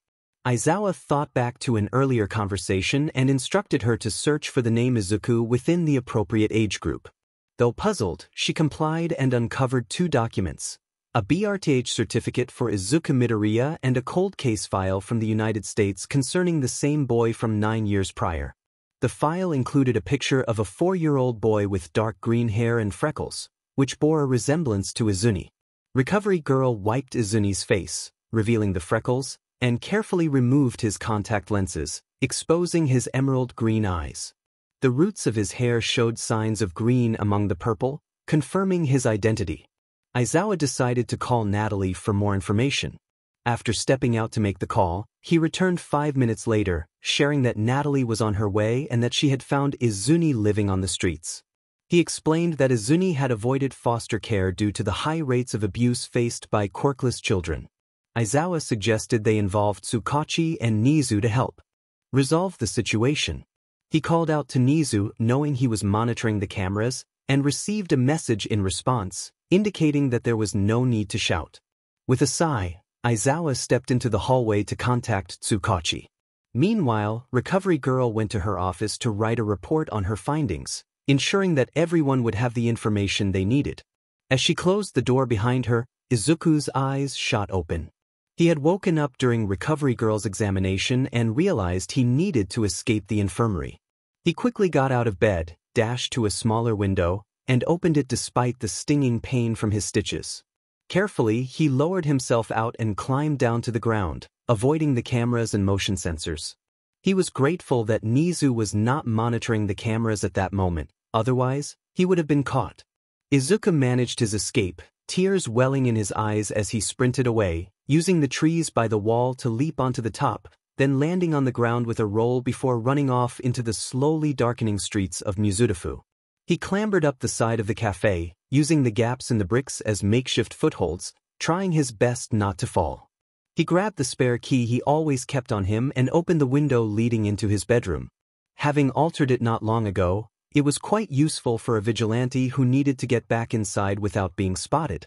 Once inside, Izuku immediately bent over, his hands digging into his knees as he tried to steady himself. His breathing was rugged and uneven, and he let out choked sobs, tears streaming down his cheeks. He focused on taking deep breaths, wiping away the tears as he reminded himself that he could feel sorry for himself later. Right now, he needed to get out of there before he made things worse. Quickly regaining his composure, Izuku rushed to his closet to grab his emergency bag, packed with essentials for situations like this. He knew Aizawa was aware of his living situation, and it was only a matter of time before he and the police would be knocking at his door. He moved through his room as fast as he could, putting anything incriminating away in various hiding spots. He also placed small cameras and listening devices around, knowing that with Nizu on their side, there was a chance they would discover his hidden items. This way, he could catch anything they found on tape and find a way to counteract it. Once everything was secured and the cameras were set up, Izuku quickly donned his vigilante costume. If he was going to cause trouble for others, he might as well spend the time he had saving people. He took one last glance at his room before shooting his grappling gun out of the window and flying off into the night. He had vanished completely from UA, escaping just seconds after Recovery Girl had left the room. How could he have been so careless? He should have stayed behind to keep an eye on things. Instead, they now had a missing student on their hands. Nizu had returned to his office, trying to find the boy. He hadn't heard much, but he did mention that Izuku had suddenly disappeared from all camera footage halfway through watching it. Aizawa, left alone with his thoughts, was filled with blame and regret. He was snapped out of his thoughts by a signal on his comm. He quickly grabbed it and tuned in to listen. 𝐻𝐿 reported that he had spotted Nightfall out earlier than usual, which piqued Aizawa's interest. Nightfall had shown up outside of his usual hours just after Izuku had disappeared. Aizawa recalled Nightfall's numerous recent disappearances. At the time, they had seemed random, but if Izuku and Nightfall were the same person, everything began to line up. Time off for the entrance exams, the sports festival, the injuries afterward. If Izuku really was Nightfall, it would all make sense. There wasn't any real proof, but even a slim chance was still a chance. If he wanted to find his student, perhaps the best place to start would be with Nightfall. Aizawa hastily left UA and made his way into the city, asking 𝐻𝐿 where he was. 𝐻𝐿 replied that he was near the bank, still with Nightfall, but noted that Nightfall was acting strangely, not saying a word. This strange behavior only added to Aizawa's theory. Maybe they really were the same person, or perhaps Nightfall was dealing with something else entirely. It wasn't unusual for two people to have a bad day at the same time. Aizawa threw out his capture weapon and made his way toward the bank, soon coming upon 𝐻𝐿, who was watching an alleyway from above. 𝐻𝐿 spotted him and beckoned him over, and Aizawa crouched beside him, ready to figure out the mystery before them. He looked down into the alley where 𝐻𝐿 had been observing, seeing Nightfall confronting a pair of criminals. Even as they fell unconscious, the vigilante continued his relentless assault, his fists landing with a sickening sound again and again. Aizawa calmly remarked that they were out, dropping down into the alley with his hands raised. Nightfall paused for a moment, then silently released the criminals and moved on in search of his next target. Aizawa signaled to 𝐻𝐿 above to follow as he cuffed the criminals on the ground and began administering basic first aid, pressing the alert button for an ambulance. Once he had ensured their safety, he rushed after the vigilante, dreading what might happen to the next unfortunate criminals who crossed his path. The following 5 days were filled with dread. Nightfall had not disappeared for even a moment since his initial appearance. It seemed he had been working nonstop, and if he had managed to rest at all, it could not have been for more than an hour or so combined. The hospital was overflowing with severely injured criminals, and attempts to reason with the vigilante had been met with silence as he continued his mission. Izuku felt he deserved this. He had made mistakes and let himself slip. He questioned what had happened to him.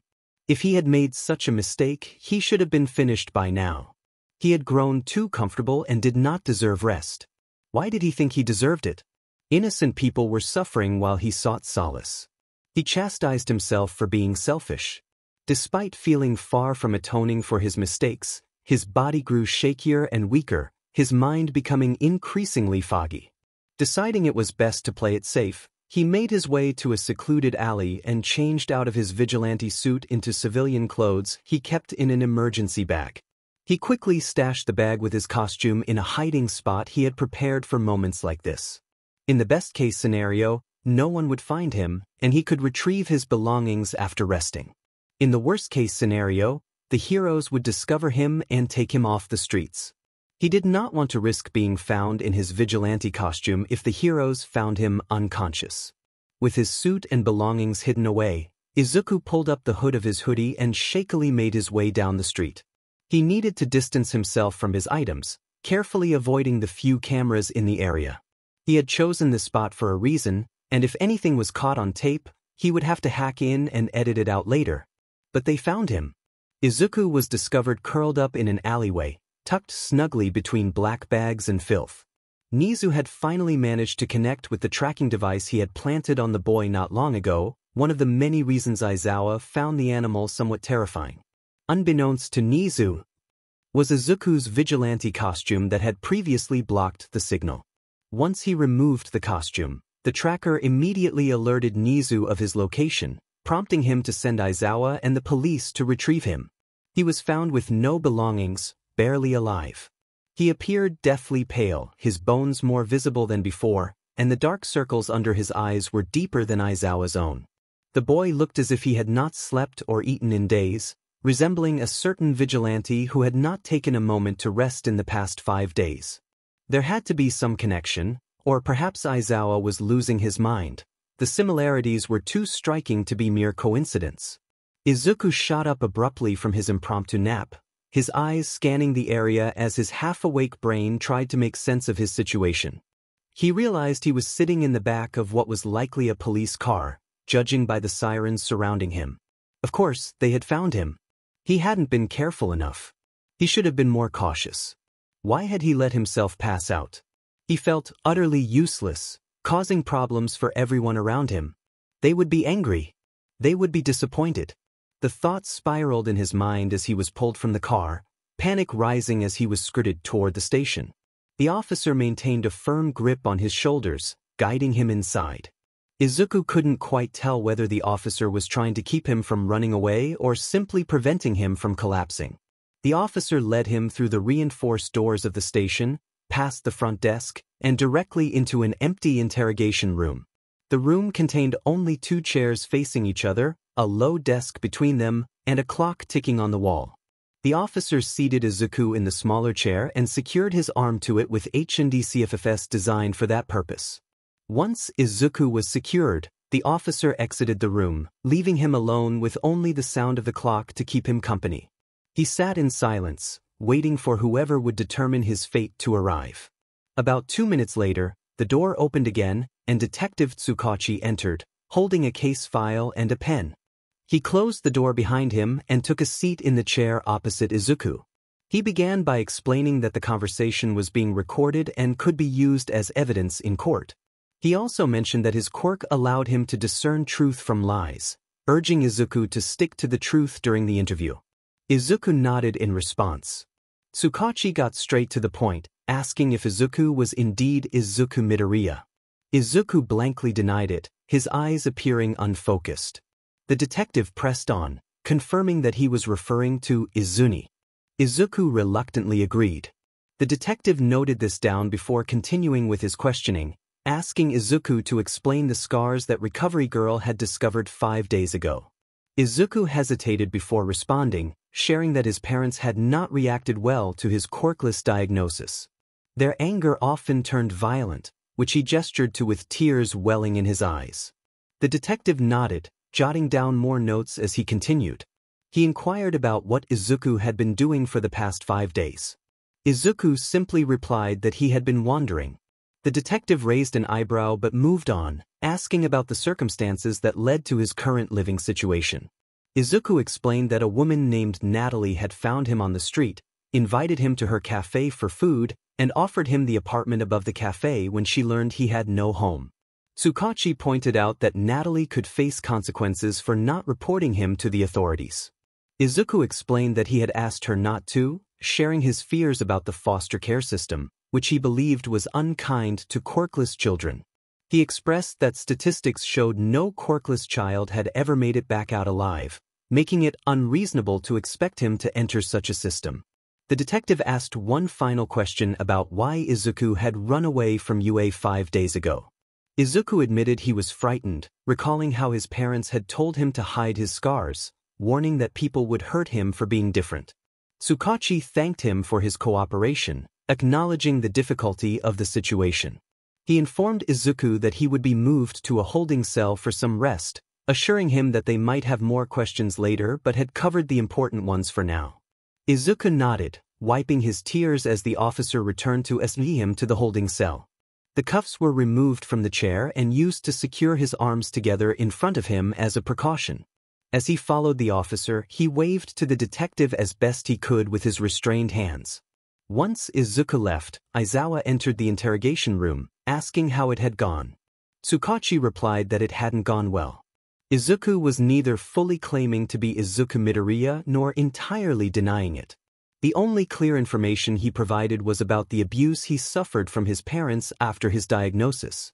𝗬𝗓𝗓 noted that Izuku had been vague about his activities over the past 5 days, which seemed odd. Aizawa muttered that it was strange but mentioned he had a theory that could explain the vagueness regarding those 5 days. 𝗬𝗓𝗓 prompted him to share it, and Aizawa hinted that it involved a certain troublesome vigilante. Meanwhile, Izuku lay down on the thin mattress in the cell, covering himself with the equally thin blanket.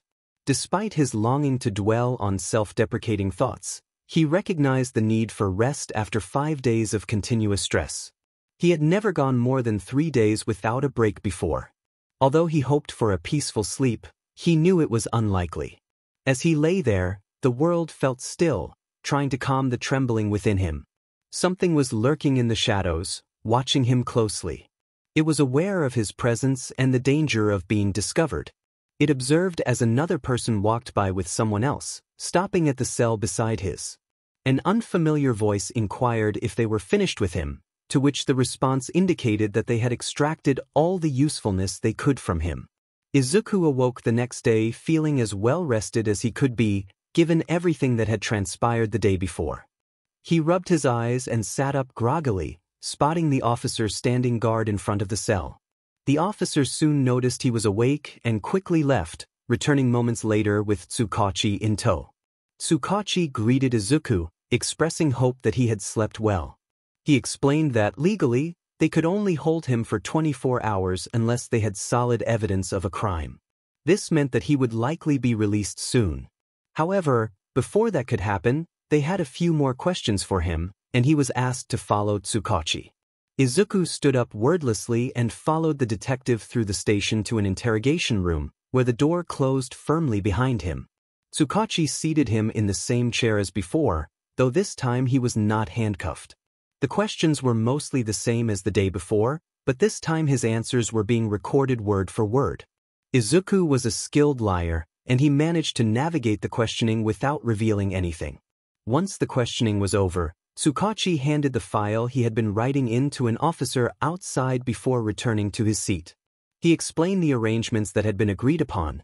Izuku would be staying with his teacher, Aizawa Shota, for at least the next week, possibly longer if necessary. He would still attend UA but would have the next 2 days off to adjust to everything that had happened. 𝗧𝗓𝗧𝗟 assured him that Aizawa would inform his guardian of his whereabouts. Izuku nodded in response, and 𝗧𝗓𝗧𝗟 stood up and left the room, returning moments later with a set of clothes. He instructed Izuku to change into them and mentioned that an officer would take him to the bathroom. Izuku stood from his seat, opened the door, and set off to find the bathroom.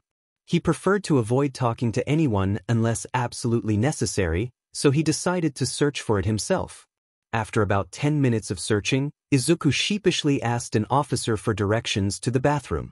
The clothes he received consisted of a bright yellow hoodie with Plus Ultra written across it in red lettering, along with a pair of loose, bright blue jeans and red and white sneakers. He suspected the clothes were likely equipped with tracking devices, and as he examined the hoodie, he found numerous trackers hidden within. The bright colors would certainly make him stand out, indicating that they expected him to attempt an escape. Once Izuku had changed into the eye-catching outfit, he left the bathroom and returned to the front of the station, where 𝗧𝗓𝗧𝗟𝗧 was speaking with Aizawa. Upon spotting him, Aizawa instructed Izuku to follow him, and they began walking toward the exit. Izuku followed like a lost puppy, giving a small wave to 𝗧𝗓𝗧𝗟𝗧 as he went. They climbed into Aizawa's sleek black car and set off toward Aizawa's home, remaining silent for most of the drive. About halfway there, Aizawa broke the silence by asking if Izuku had any allergies to cats or issues with them in general. Izuku shook his head in response, and Aizawa sighed in relief. He then mentioned that he had 2 other children, including a 6-year-old daughter named Eri, who might be a little skittish around him at first but was a good kid. He also mentioned Shinso, reminding Izuku not to tell his classmates about him being Aizawa's son. Izuku nodded again, staring out the window and watching the buildings and people rush by as they drove. It didn't take long before they parked in front of Aizawa's house. Izuku got out of the car and followed Aizawa down the path to the front door.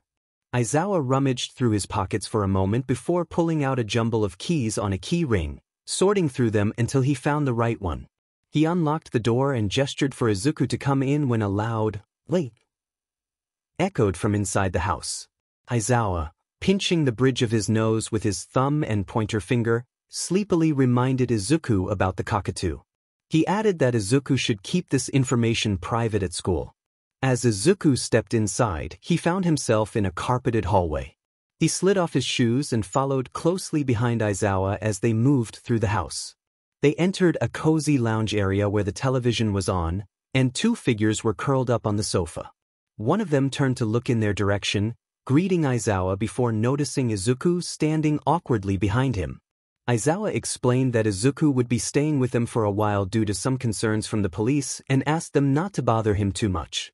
Izuku hesitated for a moment, debating whether to follow 𝐒𝐮𝐬𝐴 or stay put, but ultimately chose to follow as Shinso pressed play on the movie he and Eri had been watching.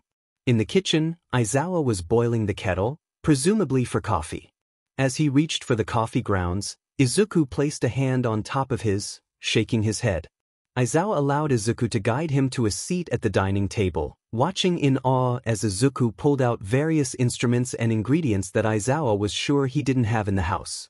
𝐒𝐮𝐬𝐴 was transfixed by the process, even imagining he saw Izuku dancing with a mug at one point. After a final flourish with the teaspoon, Izuku set the mug down in front of 𝐒𝐮𝐬𝐴, who caught his breath and wiped the sweat from his forehead. 𝐒𝐮𝐬𝐴 stared blankly at the mug for a moment before grabbing it and downing the contents in record time, feeling the caffeine kick in and the bitter flavor lingering on his tongue. A smile tugged at 𝐒𝐮𝐬𝐴's cheeks, but he quickly suppressed it, clearing his throat as he stood. He thanked Izuku and motioned for him to follow as he left the kitchen. Izuku scuttled along behind 𝐒𝐮𝐬𝐴, passing Shinso and Eri, who were still curled up on the sofa watching the animated movie. They climbed the stairs, and 𝐒𝐮𝐬𝐴 paused at the top to call through a door, announcing that he had Izuku with him. Present Mick's voice responded with excitement, but 𝐒𝐮𝐬𝐴 silenced him with his quirk, reminding him to keep the volume down. Yamada gave Izuku a thumbs up and a bright smile, welcoming him to their home and encouraging him to ask for anything he needed. Izuku nodded and followed 𝐒𝐮𝐬𝐴 to what would be his temporary bedroom. 𝐒𝐮𝐬𝐴 explained that the room was a bit bare since it was just a guest room but would work for now. He led Izuku inside to a modern-looking room with sleek black furniture and plain gray walls. 𝐒𝐮𝐬𝐴 mentioned that a basket on the desk contained most of the essentials Izuku would need before leaving him alone with his thoughts. The basket held a mix of hygiene products and useful items, including various phone chargers. Grateful to have his phone, Izuku plugged it in and set it on the desk to charge before flopping down on the bed. His body felt heavy as he lay there, staring at the ceiling for what felt like an eternity. The gray walls began to blend into the white of the ceiling, swirling together in a calming motion. He remained entranced by the sight until 𝐒𝐮𝐬𝐴 knocked on the door, breaking the spell. Izuku pulled himself off the bed and opened the door to find 𝐒𝐮𝐴 waiting. 𝐒𝐮𝐴 informed him that dinner was ready and asked if he preferred to eat in his room or join them at the table. Izuku gestured to the room behind him, hoping to convey his preference. 𝐒𝐮𝐴 nodded and added that they would likely go to Izuku's apartment the next day to pick up some of his belongings, mentioning that Natalie had been worried. Izuku's expression turned pleading and fearful at the mention of Natalie, prompting 𝐒𝐮𝐴 to chuckle. He reminded Izuku that he had gotten himself into this situation and would have to face the consequences. With a playful grin, 𝐒𝐮𝐴 turned to leave, saying he would go grab Izuku's food. As he descended the stairs, Izuku felt a mix of emotions, ready to navigate this new chapter in his life. He returned soon after with a takeout box in hand, explaining that Zashi had decided to order takeout to welcome Izuku. He placed it down on the desk along with a glass of fruit juice. Izuku smiled and made his way over to the desk, expressing his gratitude. 𝐒𝐮𝐴 replied with a hope that Izuku would enjoy the meal as he walked out, closing the door behind him. 𝐒𝐮𝐴 sat down at the table with the rest of his family, and they said their thanks together before immediately digging in.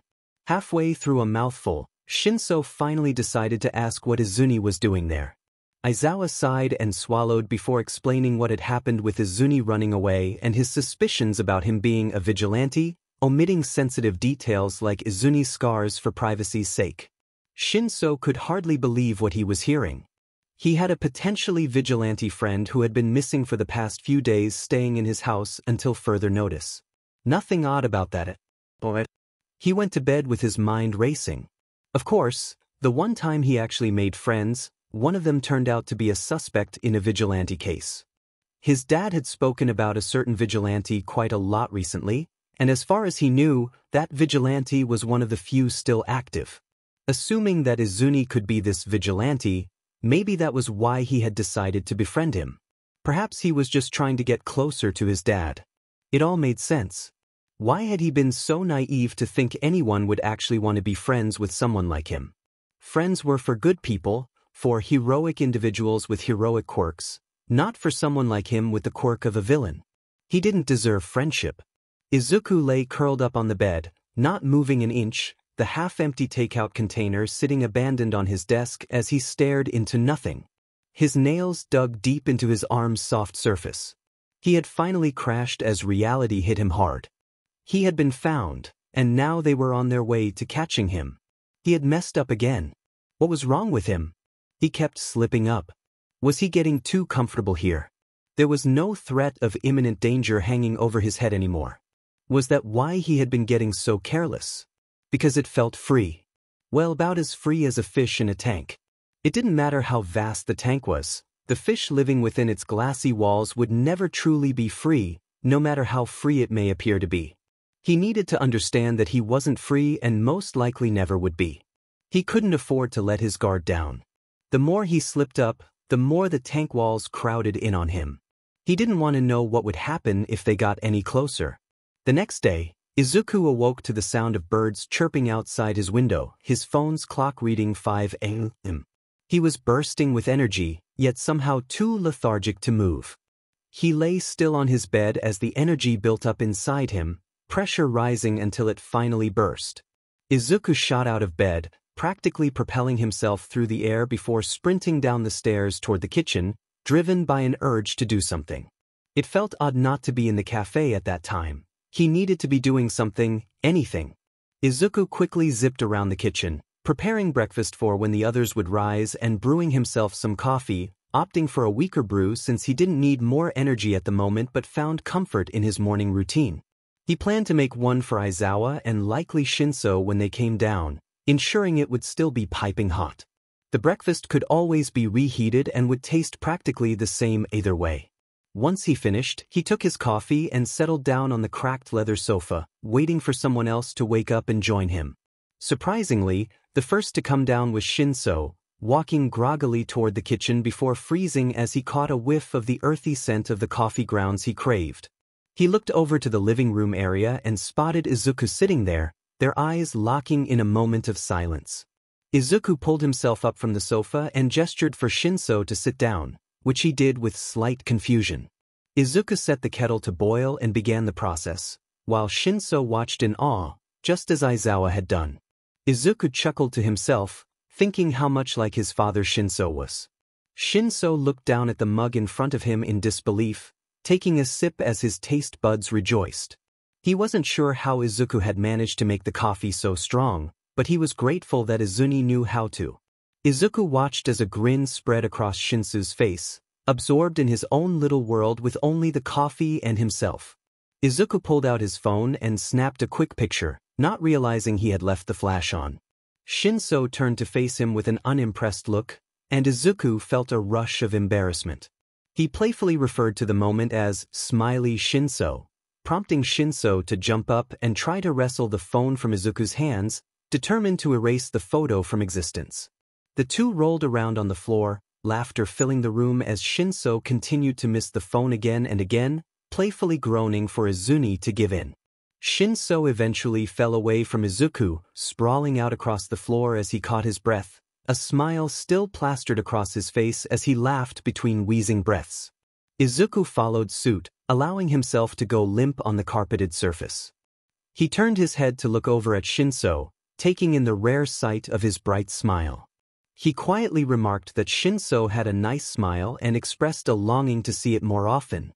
Shinso turned over to stare at Izuku with a blank look on his face, frozen for a moment before feeling his cheeks heat up. He quickly rolled over to face the other way to hide it, lightly kicking Izuku in the gut with a huff.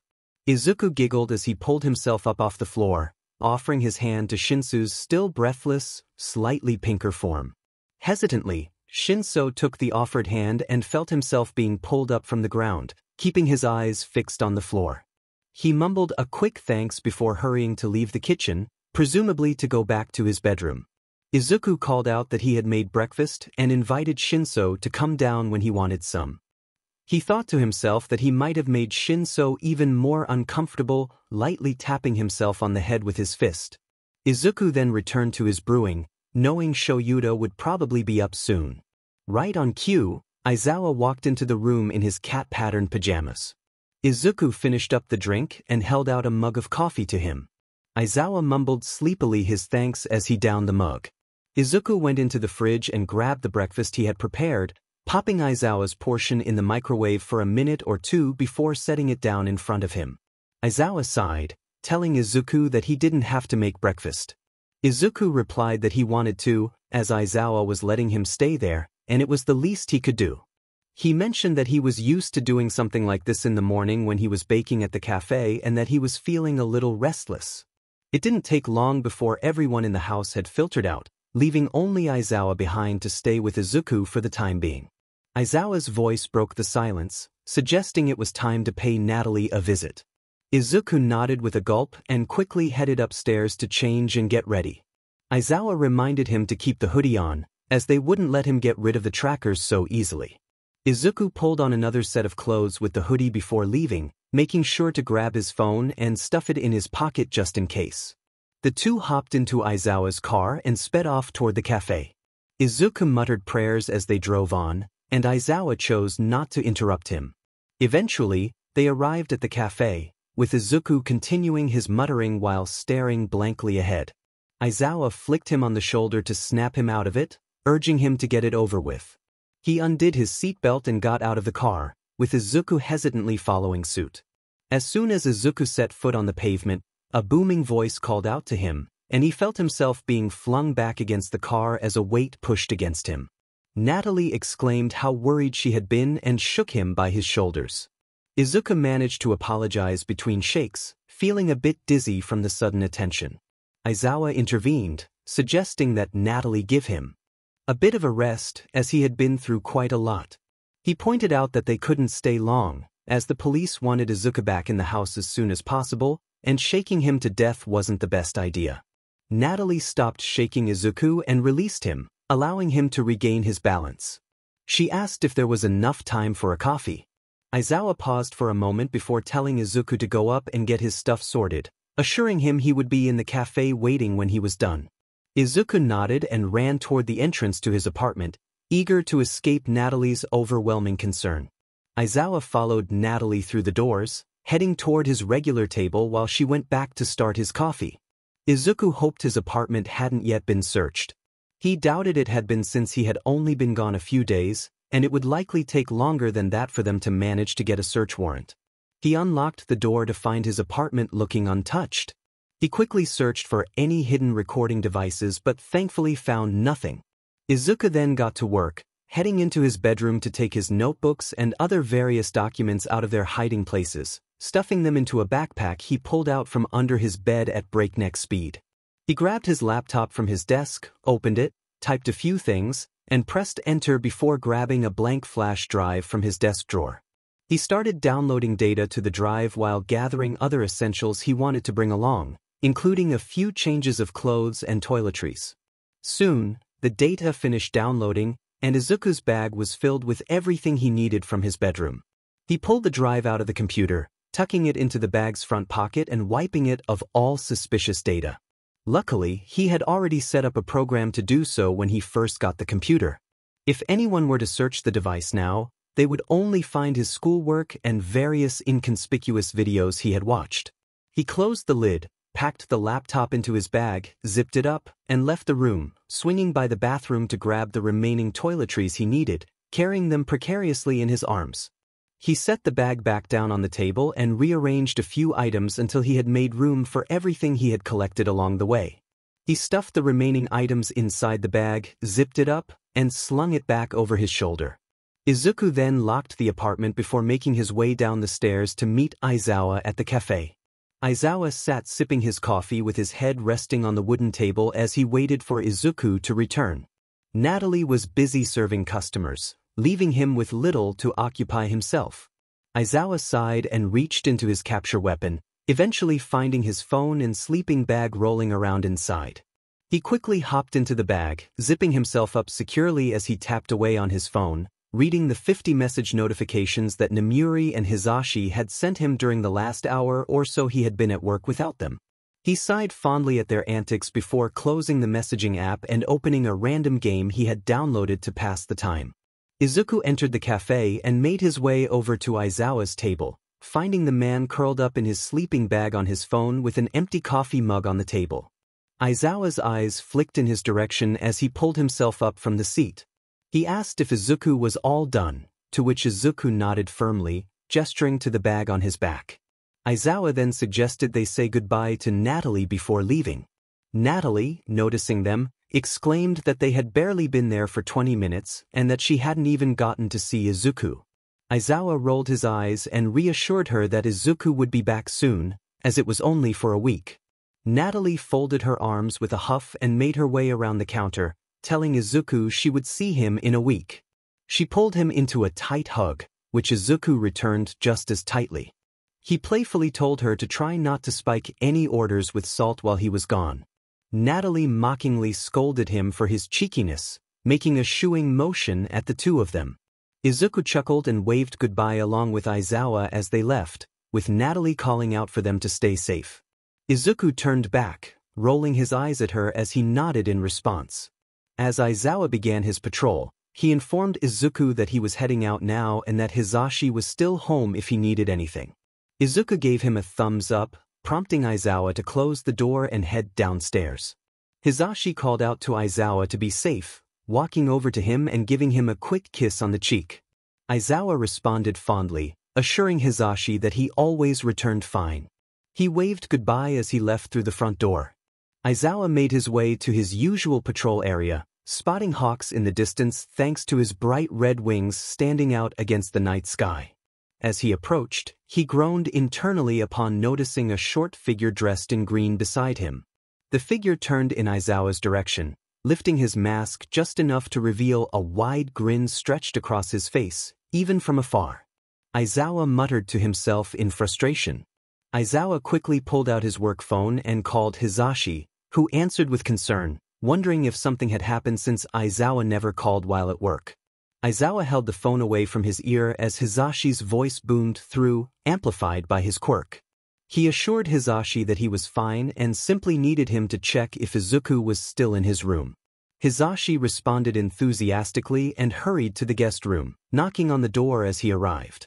Izuku's voice called out for him to come in. Hizashi opened the door to find Izuku lying on the bed, scrolling through his phone.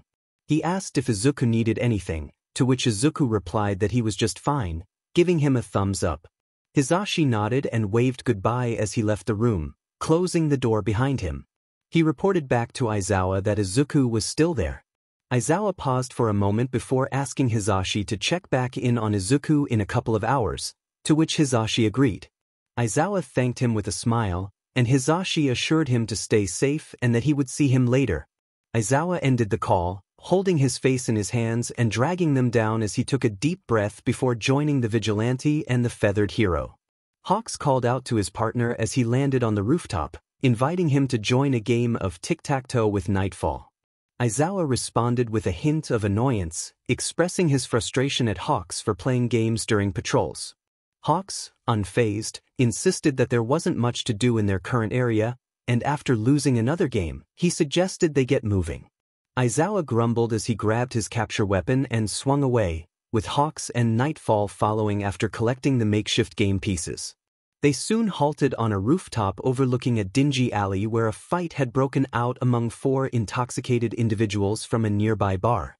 Izuku exchanged quick glances with the two heroes, signaling his intention to intervene. He jumped down into the fray, calling for them to break it up. One of the fighters dismissed him, but Izuku deftly dodged her unsteady attack and incapacitated her with a precise move, laying her gently on the damp ground. He then addressed the remaining 3, urging them to calm down or face similar consequences. Reluctantly, the other 3 left the alley as Izuku contacted the police about the situation. Before climbing back up to the rooftop where the 2 pros awaited him, he expressed his exasperation over the number of drunken fights he had broken up recently, emphasizing the need for more responsible drinking. Aizawa muttered in agreement while Hawks checked his scanner for alerts. Aizawa's phone vibrated, revealing a text from Hizashi about their ongoing case. With a sigh, he pocketed his phone, a hint of frustration crossing his face. Nightfall, sitting on the edge of the roof, inquired about Aizawa's gloomy demeanor. Aizawa explained that a promising lead had turned out to be a dead end. Izuku stifled a giggle at Aizawa's plight, feeling grateful for his online connections that had allowed him to create a clone for information gathering. The clone was set to disappear after a week, having been instructed to document everything to tie up loose ends. As the week progressed, Izuku patrolled from early morning until midnight, managing only a few hours of sleep. He observed Aizawa's increasing frustration as he searched for any clue to connect Nightfall to their case, failing repeatedly. Despite Aizawa's struggles, Izuku found the week enjoyable. On the final day of Izuku's week at the police station, Tsukachi inquired about any evidence connecting their leads. Aizawa, exhausted, confirmed there was none. They discussed the necessity of returning Izuni, who had remained unresponsive during his stay. Tsukachi noted the ongoing concerns regarding Izuni's identity and the need for therapy due to his scars. Nizu had suggested that keeping Izuni at UA would be beneficial for monitoring him, especially with plans for a dorm system in the future. Aizawa speculated that Izuni might decline the offer due to his job at the cafe, concluding that he would likely be tasked with escorting him to school. Izuku would be driven to school every morning, and he would likely remain in the classroom until the school day began. After school, his guardian would take over the responsibility. Tsukachi informed them that they had found no information regarding Izuku Midoriya past the age of 5. There were no BLD samples, fingerprints, or anything else. The only information they had were his parents' names. They could test his BLD against theirs, but his parents refused to cooperate, believing their son was dead and asking not to be given false hope. Tsukachi respected their wishes, knowing that no one wanted their hopes raised only to be crushed, especially concerning their deceased children. They had no evidence. While Izuni resembled Izuku Midoriya, that alone was not enough proof. His changes in appearance could easily be explained. Beyond that, there was little they could do. Their only success had been Aizawa gaining a companion for his drive to work, ensuring that Izuni wouldn't run away again. Privately, both Tsukachi and Aizawa firmly believed in Aizawa's theory regarding Izuni's identity, but legally, they could do nothing but let him go.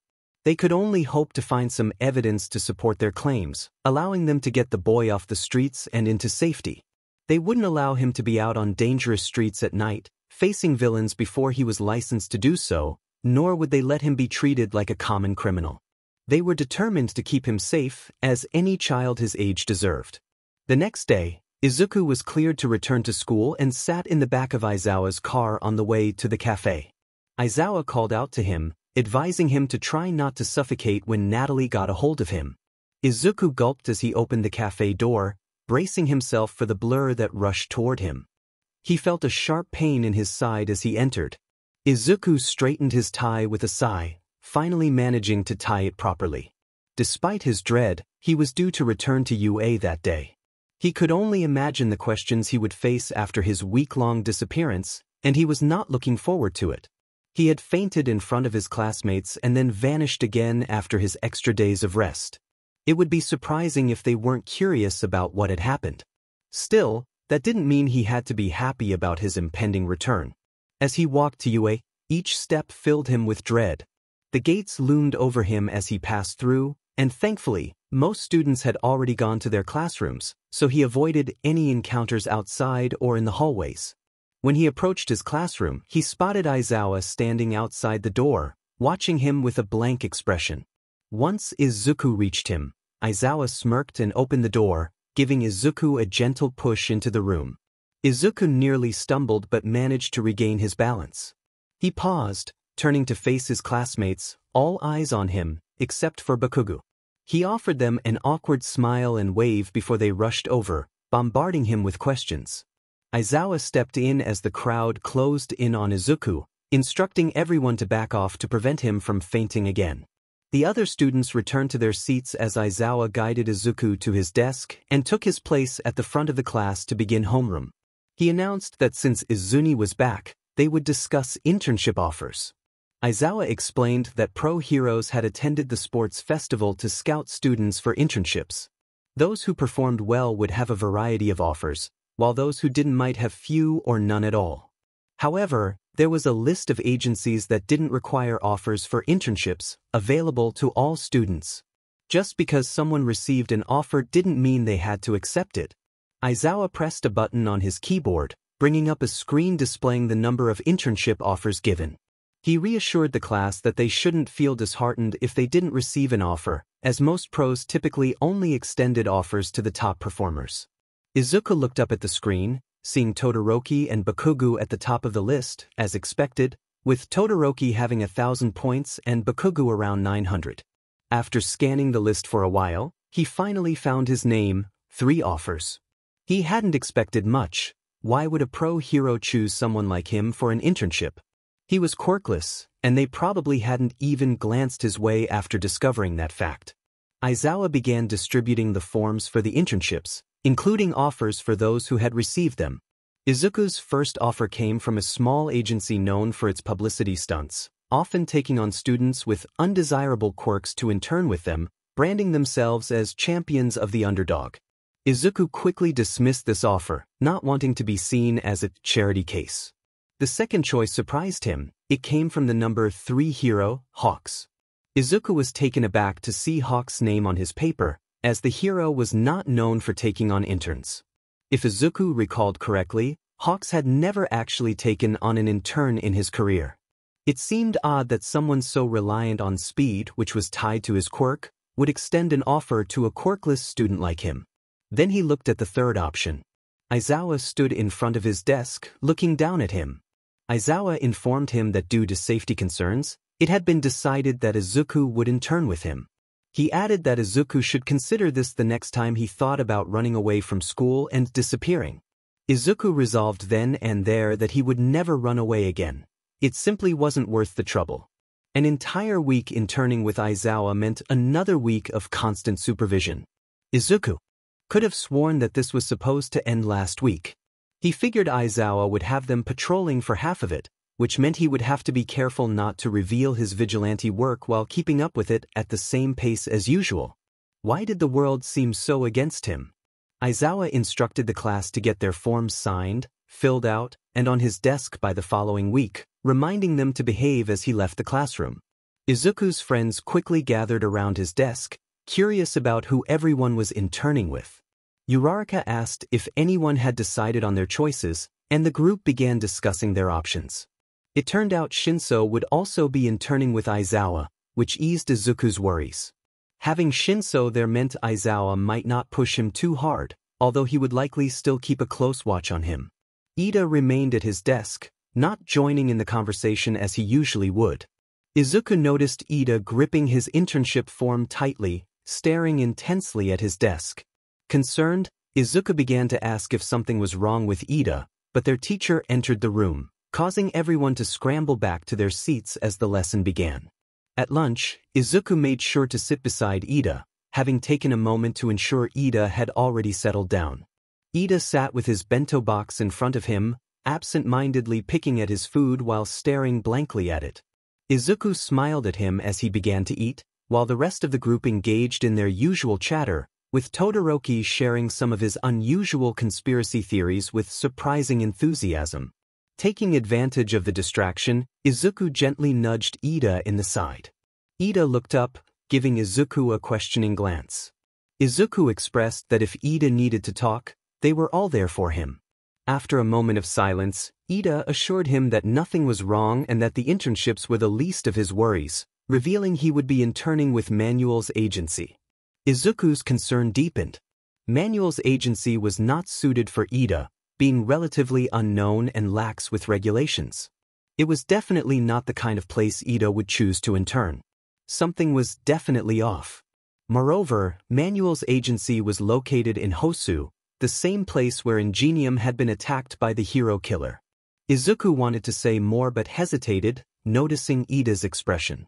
He realized he couldn't force Ida to talk, as that might only provoke him further. Mentally, Izuku noted that he needed to create a tracking device for Ida during the internships. As unsettling as it was, he would rather be seen as overprotective than risk his classmate getting into serious danger. Once home, Izuku flopped down on his bed, the exhaustion of the day finally catching up to him. His classmates had bombarded him with questions at lunch after moving past Todoroki's theories, requiring him to speak more than usual. He lay there with his eyes closed, unmoving as his mind raced.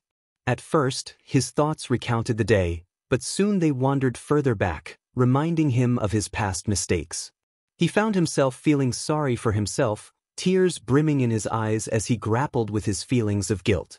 He realized he was the only one to blame for his situation. Why was he wallowing in self-pity?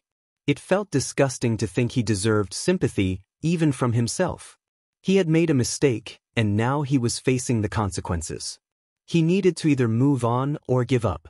Izuku cried silently into his pillow for a while before finally managing to drift off to sleep. Izuku shifted uncomfortably in his seat, his gaze fixed on the floor beneath his feet. He felt out of place, despite having been compelled to accept this internship. To his right, 𝗧𝗟𝐸 mirrored his unease, staring out the train window as the trees and buildings blurred past. Aizawa sat in front of them, methodically sorting through the paperwork necessary for the internship, making sure everything was in order and properly signed. After giving the documents one last look, Aizawa packed them away, ready for the day ahead.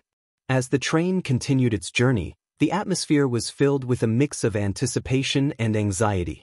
The first day of internships loomed ahead, and both Izuku and 𝗧𝗟𝐸 were acutely aware of the weight of their responsibilities. They exchanged glances, silently acknowledging their shared apprehension about what was to come.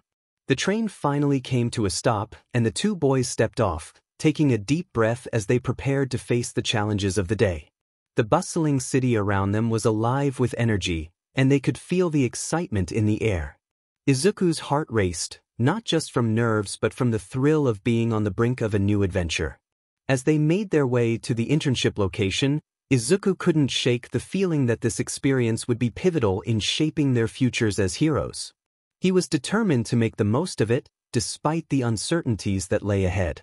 Aizawa addressed the group, focusing intently on Izuni as he added a final note, anticipating the boys' instinct to protest. He emphasized that they were not to engage in any confrontations unless given XPLCT permission or if their lives were in imminent danger. The two boys nodded firmly in understanding. Aizawa then informed them that their stop was approaching. They would stop at the accommodation to unpack. Aizawa informed them that he would alert the heroes around the Hosu area about the interns and that they should leave to patrol around 8. They would focus solely on the patrol for the night, allowing them a taste of their first day, but Aizawa warned that they would be training hard the following day, encouraging them to enjoy the day while they could. After sharing this, he turned back in his seat, his head hitting the back with a soft thud as he fell into a deep sleep. Izuku and 𝗧𝗟𝐸 exchanged nervous glances, which quickly turned into fits of laughter as the train continued on its journey. 𝗧𝗟𝐸 pulled out his phone to scroll through it absent-mindedly, while Izuku reached into his bag for a book. He opened it to a random page and focused intently on the words before him. Lines of words filled the page, but Izuku found it impossible to concentrate. His thoughts kept drifting back to the unfairness of his situation. He could be out with Hawks, enjoying himself, but instead he sat on a train, pretending to read to avoid looking like a daydreamer. Keeping up appearances while interning with Hawks would likely be challenging, but it couldn't be more difficult than interning with Eraser, who was intent on proving that he was Nightfall. Izuku felt a wave of misery wash over him as he mentally prepared for the week ahead, thinking that luck never seemed to be on his side. Time passed without him noticing until the train reached their stop. Aizawa, having noticed Izuku's inattention, flicked him on the forehead to snap him out of his trance. Izuku's head shot up in surprise, scanning for the source of the interruption. Aizawa looked at him with a smug expression, and Izuku feigned disbelief, wondering how Aizawa could do this to him. Aizawa reminded him that they were at their stop and instructed him to gather his things. Izuku quickly shoved his book into his bag and followed Aizawa and 𝗧𝗟𝐸 off the train and onto the platform. Fortunately, the accommodation provided by UA was just a short 5-minute walk from the station. They arrived at a 3-bedroom apartment, each room equipped with its own en-suite, a perk of attending a prestigious, partly government-funded hero school. The apartment was spacious, featuring a lounge and kitchen area meant for the three of them to share. 𝐼𝐻𝗧𝗏 instructed them to choose their rooms and unpack while he prepared something to eat. Izuku shook his head when asked about allergies or preferences, while 𝗧𝗏 gave 𝐼𝐻𝗧𝗏 a deadpan look, implying that 𝐼𝐻𝗧𝗏 should already know. 𝐼𝐻𝗧𝗏 chuckled slightly and told them to go unpack. The two boys made their way down the hallway, glancing into the rooms. Each was nearly identical, though one was slightly larger. They silently agreed to leave that room for their teacher and took their bags into their chosen rooms. Izuku began folding his clothes into the drawers provided and arranged his stationery on the desk alongside his laptop. After a moment of hesitation, Izuku retrieved a stuffed bear from the bottom of his second bag. He carefully unzipped it from the bottom and pulled out his Vigilante phone, as he had come to call it. While it was embarrassing to have someone discover the stuffed bear in his room, he preferred that over the consequences of having the incriminating device found elsewhere. The bear had been a clever cover, and he wouldn't have brought it along if it hadn't served that purpose. Why would he? He quickly typed a message to both Eraser and 𝐻𝗧𝗏, informing them that he would be away for a little while due to some injuries he had sustained. He pressed send and waited beside his door, which he had left ajar to hear Eraser read his message in real time. 𝐻𝗧𝗏 responded quickly, as expected from the speed hero, questioning when Izuku had started taking care of himself and whether Eraser had finally influenced him. Izuku felt offended and insisted that he always cleaned, bandaged, and stitched his injuries, asserting that he was great at taking care of himself. 𝐻𝗧𝗏 replied that those who took proper care of themselves generally didn't have injuries to tend to in the first place. Izuku dismissed him, putting his phone down to listen for any sounds from the kitchen. He heard an audible groan followed by some frustrated muttering, which made him giggle in the safety of his room. 𝐼𝐻𝗧𝗏, on the other hand, read the messages in disbelief. He thought about how if Izuku really was Nightfall, he wasn't helping his case at all. It would have been worse if he had shown up in the area right when they started interning. 𝐼𝐻𝗧𝗏 sent a quick message to Tsukachi with screenshots of the conversation. The detective responded immediately, mentioning that Nightfall had sent him a message 2 nights prior, suggesting that he was going digital for the week. 𝐼𝐻𝗧𝗏 didn't want to figure out what that meant, and it seemed Tsukachi didn't either. They both opted to wait and see what Izuku would do next. 𝐼𝐻𝗧𝗏 returned to cooking, thinking that Izuku could have informed them in advance about not going out, but that wouldn't have been any fun. It was unfortunate that the person he had used for the clone last time had been arrested just days before, which would have helped tie up loose ends better. However, he was looking forward to watching his favorite hero slowly descend into madness as he tried to find incriminating evidence against him. Unfortunately for 𝐼𝐻𝗧𝗏, Izuku wasn't planning on getting caught anytime soon, so there wouldn't be any evidence for him to find. Before long, 𝐼𝐻𝗧𝗏 called them to come and eat.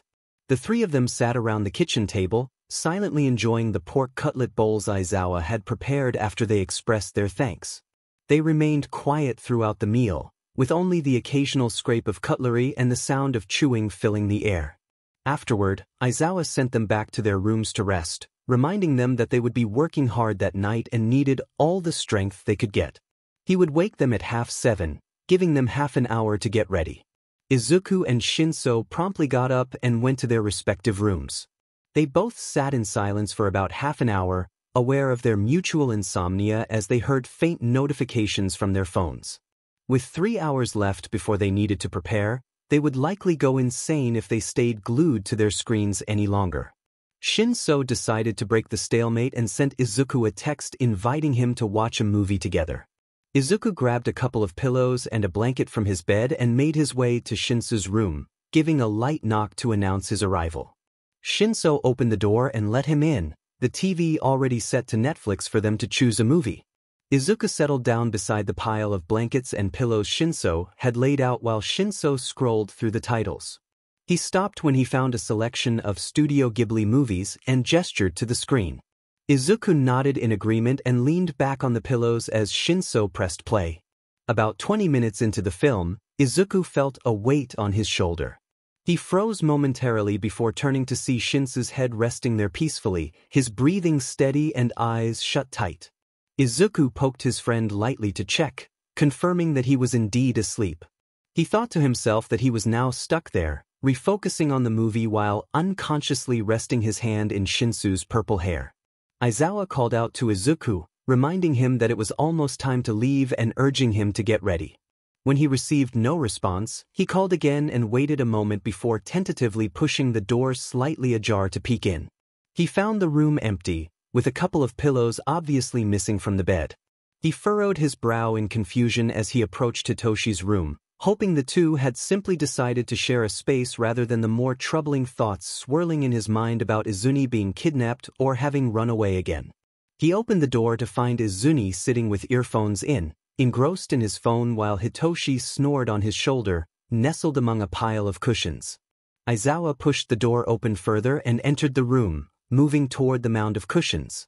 As he crossed the room, Izuni's head whipped around to face him, his form stiffening before relaxing upon recognizing his teacher. Aizawa raised an eyebrow, glancing from Izuni to Hitoshi, who was still resting. He opened his mouth to speak but was abruptly shushed by Izuni, who dramatically gestured toward the sleeping boy.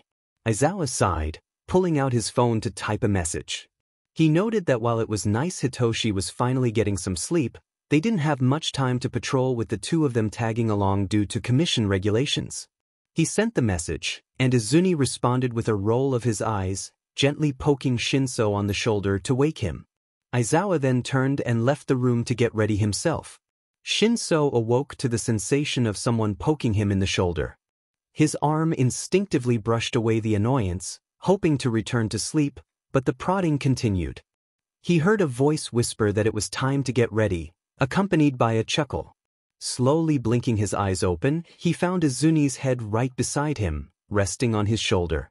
Startled, he sprang away, stuttering apologies as he hid his flushed face in his hands. Izuni reassured him with a bright grin, expressing his relief that Shinso had managed to get some sleep. Shinso peeled his hands away from his face, returning a shy smile as he extricated himself from the cushions and blankets. He mentioned he would go get ready and thanked Izuni for the movie and for letting him borrow his shoulder, rubbing the back of his neck as he headed toward the bathroom door. Izuni called out that it was no problem as Shinso left the room. Izuku thought to himself that he should probably get ready too. He pushed himself up from the pile of cushions and quickly made his way to his room to grab his costume from his bag. He pulled on the suit, zipped it up tight, and secured all of his gear before leaving to meet his teacher and friend outside. In the living room, he found Shinso and Aizawa already waiting for him. Aizawa asked if they were both ready to go, and the two students nodded in response before they all exited through the front door to begin their internship. As they made their way across the rooftops, Aizawa looked back at his students. Today was primarily dedicated to teaching Izuni how to safely traverse roofs, and he seemed to be managing well on his own. This only fueled Aizawa's suspicions that he and the elusive vigilante might be the same person. He had already given Hitoshi lessons in roof hopping when the boy expressed his longing to become an underground hero.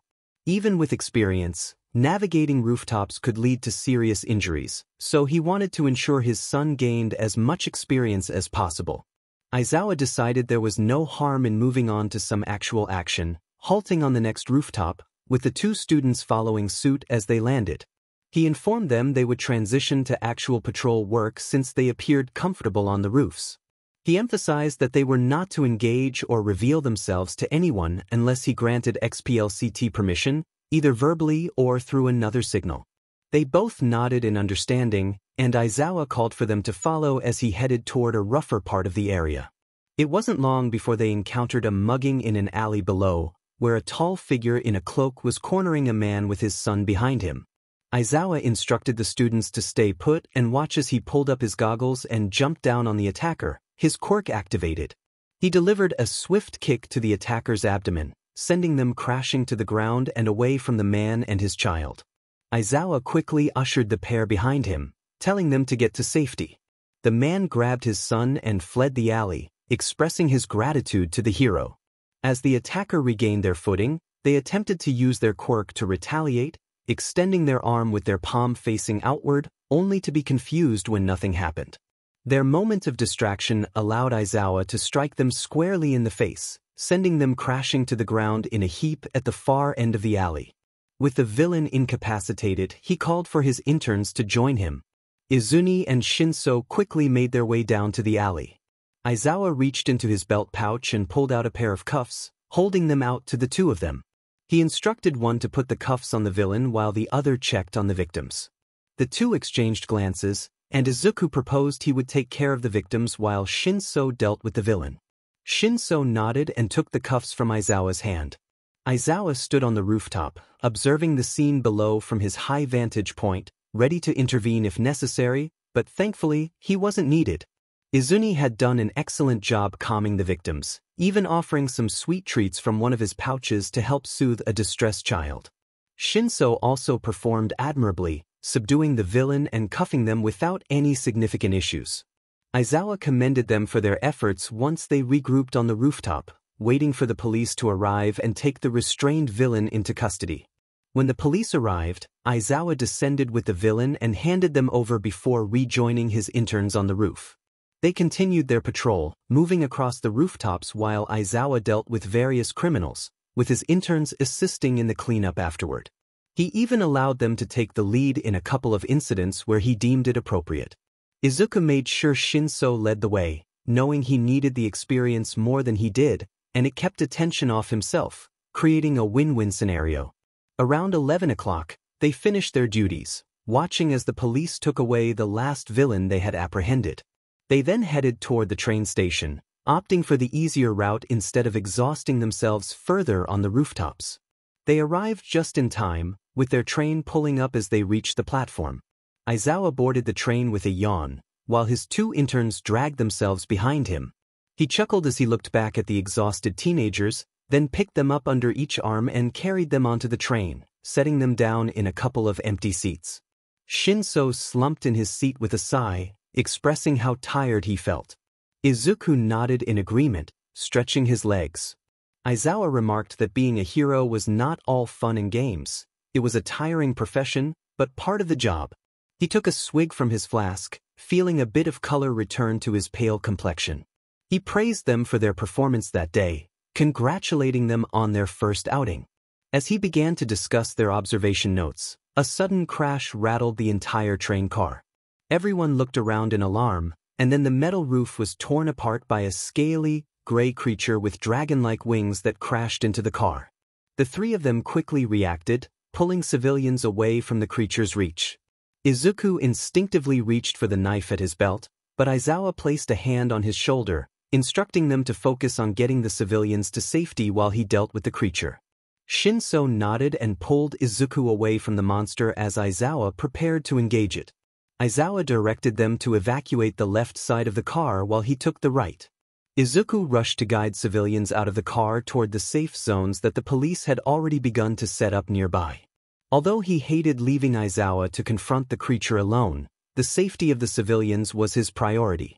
He knew Aizawa was capable of handling the situation, recalling the creature's weak point from their previous encounter. As Izuku skirted another group of civilians to safety, he felt a harsh buzz from a device in his pocket, prompting concern for his friend Ida. He wondered what trouble he had gotten himself into this time. He needed to find Ida. The device he had placed on his friend was set to alert him only if Ida was in serious danger, and for all he knew, Ida could be facing a dire situation at that very moment. However, the wrecked train was swarming with Nomu and filled with terrified civilians. Not many heroes had arrived yet due to the rapid progression of the attack, so leaving would likely endanger countless lives. Izuku called out to 𝐶𝐻𝐻𝐿, expressing the urgency of the situation. He needed to find Ida and promised to explain later. 𝐶𝐻𝐻𝐿, sensing the urgency in Izuku's eyes, reluctantly agreed to handle the civilians and dove back into the chaos.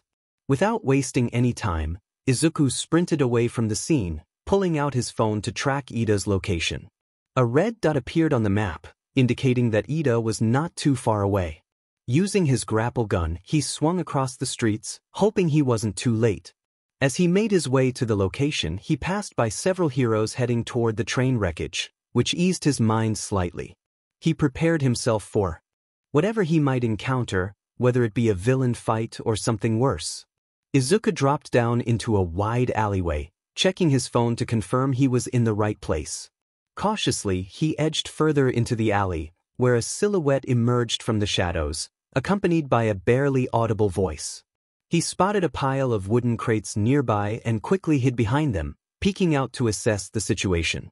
His eyes widened as he recognized the figure before him, the hero killer 𝐮𝐲𝐻.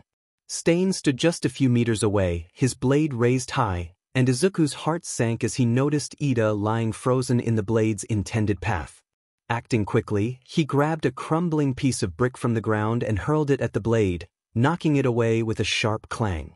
𝐮𝐻𝐻 paused, glancing at the blade that had just been in his grasp before turning his attention to the source of the projectile.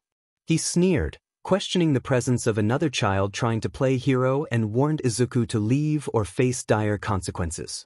Izuku, determined, ordered 𝐮𝐻𝐻 to step away from Iida while using his grappling hook to retrieve the discarded blade. Iida, despite his paralyzed state, urged Izuku to leave, insisting that this was not his fight. Izuku firmly stated that interfering was what heroes were meant to do, and he wouldn't stand by while his friend was in danger. 𝐮𝐻𝐻 taunted them, claiming that Iida sought revenge and was a pretender who needed to be removed for society to progress. Izuku countered, arguing that Iida was still a student who could learn and improve. 𝐮𝐻𝐻 dismissed Izuku's words, preparing to move his katana down toward Iida. In a flash, Izuku charged forward, using the stolen blade to block 𝐮𝐻𝐻's attack.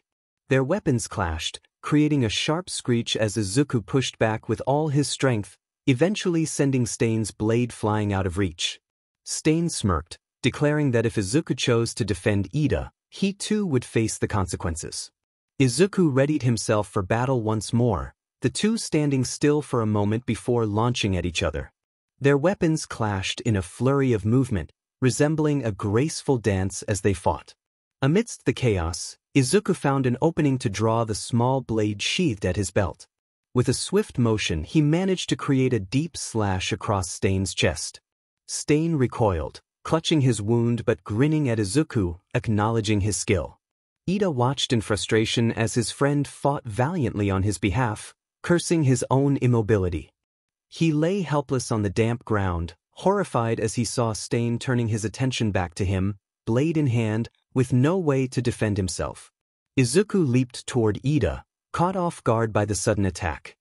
He winced as the blade grazed his right arm while he raised it to shield himself and Iida. The sharp metal tip pierced through his arm, leaving a visible mark. Iida shouted a warning to Izuku, urging him to keep his BLD away from their attacker, whose quirk activated upon ingestion. Izuku quickly jumped back, the blade still lodged in his arm. 𝐮𝐻𝐻, with a growl, taunted Izuku for his inability to stay silent and reached for another weapon, ready to continue the fight. Izuku struggled to track 𝐮𝐻𝐻's movements, knowing he had to protect both himself and Iida. Unfortunately, it was Izuku who ended up injured, leaving him vulnerable on the ground. 𝐮𝐻𝐻, breathing heavily, acknowledged Izuku's efforts, recognizing his potential as a hero. He expressed regret that someone like Izuku might perish there. As he moved toward Iida, Izuku, trembling, tried to buy time by questioning 𝐮𝐻𝐻's views on what made a true hero. 𝐮𝐻𝐻 dismissed Iida and Native, claiming they were motivated by personal gain rather than genuine heroism. He contrasted this with Izuku, who had come to help a classmate in need, deeming him worthy of the title of hero. 𝐮𝐻𝐻 raised his blade over Iida, preparing to strike, when a voice echoed through the alley, demanding to know what was happening. 𝐮𝐻𝐻 paused, visibly annoyed, as Izuku turned to see Shinso, breathless from running. Shinso had followed after the pros had managed the train situation. He commanded 𝐮𝐻𝐻 to disarm and wait for the police. Once the immediate threat was addressed, Shinso inquired about the situation. Iida, feeling ashamed, leaned against the wall as he regained some sensation in his limbs. Izuku explained what had transpired, prompting Shinso to call Aizawa for assistance. Aizawa soon arrived, using his capture weapon to restrain 𝐮𝐻𝐻, who, despite snapping out of his daze, was too exhausted to resist. Aizawa demanded an explanation as the police arrived just in time. One officer asked Aizawa about the situation while he noticed Native's slumped form further down the alley. Aizawa quickly moved to assist Native with a couple of officers, while another began leading the students away. 𝗧𝗏𝗧𝗟 supported Izuku, who was still regaining control over his body, as they made their way to the nearest patrol car. Reporters had already gathered, shouting questions at the students as they passed.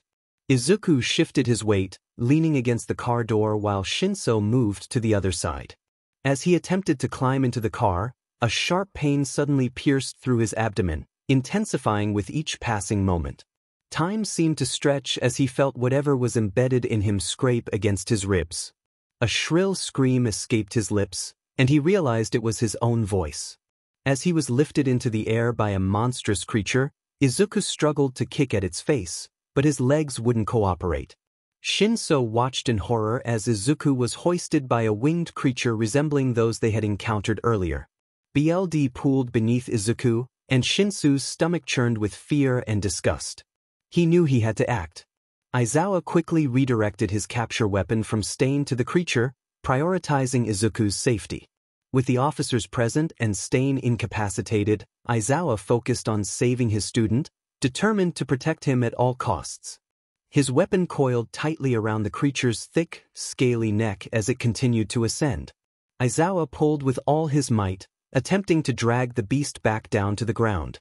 Though he managed to slow its ascent slightly, he felt his grip beginning to slip. He had to hold on, for Izuni's sake. A blur shot up toward the creature, using Aizawa's taut capture weapon as a tightrope. A blade struck deep into the creature's brain, causing it to plummet to the ground along with its captive and the savior, a cloud of dust rising around them as the massive body hit the floor with a resounding thud. A seething voice broke through the chaos, expressing disdain for the heroes present. Stain's bloodied form emerged, liking his blade to ensure the beast was down for good. He declared that the heroes were nothing but fakes, with only All Might and the boy he held up as true heroes worthy of the title. He vowed to cleanse the world of the imposters, insisting that someone had to get their hands dirty to fix the mess. Eventually, he fell limp from blood loss and exhaustion. Nearby officers quickly moved in, fastening cuffs around his wrists as Aizawa rushed to free Izuni from the creature's claws, scooping him up and heading toward the approaching ambulance sirens. Izuku felt the pain in his abdomen fade, transforming into a dull throb throughout his body. He could distantly hear someone yelling before he felt himself lifted from the ground. His body tensed, fearing the pain would return, but he managed to focus through the haze. Aizawa reassured him that he would be okay, and Izuku relaxed at the sound of that voice, drifting into unconsciousness. Izuku awoke to the sensation of a hard, thin mattress beneath him and the rhythmic beeping of a machine nearby. His eyes shot open, scanning the room cautiously. He noted the open window to his right and the door on his far left, trying to piece together where he was. The last thing he remembered clearly was being carried out of the alley by 𝗧𝗏𝗧𝗟 after Aizawa had arrived, followed by the excruciating pain. Had they found him? Where was he now? As if sensing his awakening, Aizawa rushed in through the door, looking even more tired than usual, his eye bags darker than before. He greeted Izuku with a slight smile, expressing relief that the boy was awake. Izuku returned the smile, feeling a wave of comfort wash over him. Aizawa's presence meant he was safe. Izuku asked where they were, leaning to peer out the open window. Aizawa explained that they were in a nearby hospital, where the staff had quickly treated him using their quirks, as they had managed to get him into the hero's wing. Relief flooded through Izuku at the news that it was only quirk healing that had been used, and he flopped back onto the mattress with a soft thud. The nurse informed Izuku that he would be moved to Shinso and Ida's room once he woke up, as this room was needed for other patients.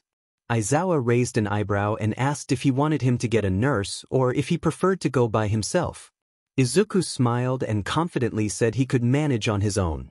Aizawa, fondly exasperated, ruffled his hair and remarked that one day Izuku would get himself hurt by trying not to trouble others.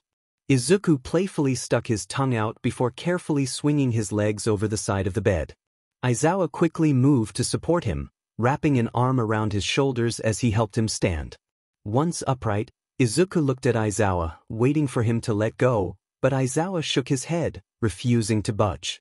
With a groan, Izuku relented and allowed Aizawa to assist him to the other room. Surprisingly, they made the journey without any complaints from Izuku, though his expression was rather sour the entire time. Upon entering the room, they found 𝗧𝗏𝗧𝗟 sitting up in bed, engrossed in a handheld gaming console, while Ida stared out the window. 𝗧𝗏𝗧𝗟 noticed them and quickly jumped out of bed to embrace Izuku, expressing his relief that Izuku was okay and apologizing for not being able to help. Izuku reassured 𝗧𝗏𝗧𝗟 that it was fine and that none of it was his fault. In fact, he acknowledged that if it weren't for 𝗧𝗏𝗧𝗟, things could have been much worse. 𝗧𝗏𝗧𝗟 smiled and nodded, watching as Izuku settled into the empty bed beside him before returning to his own.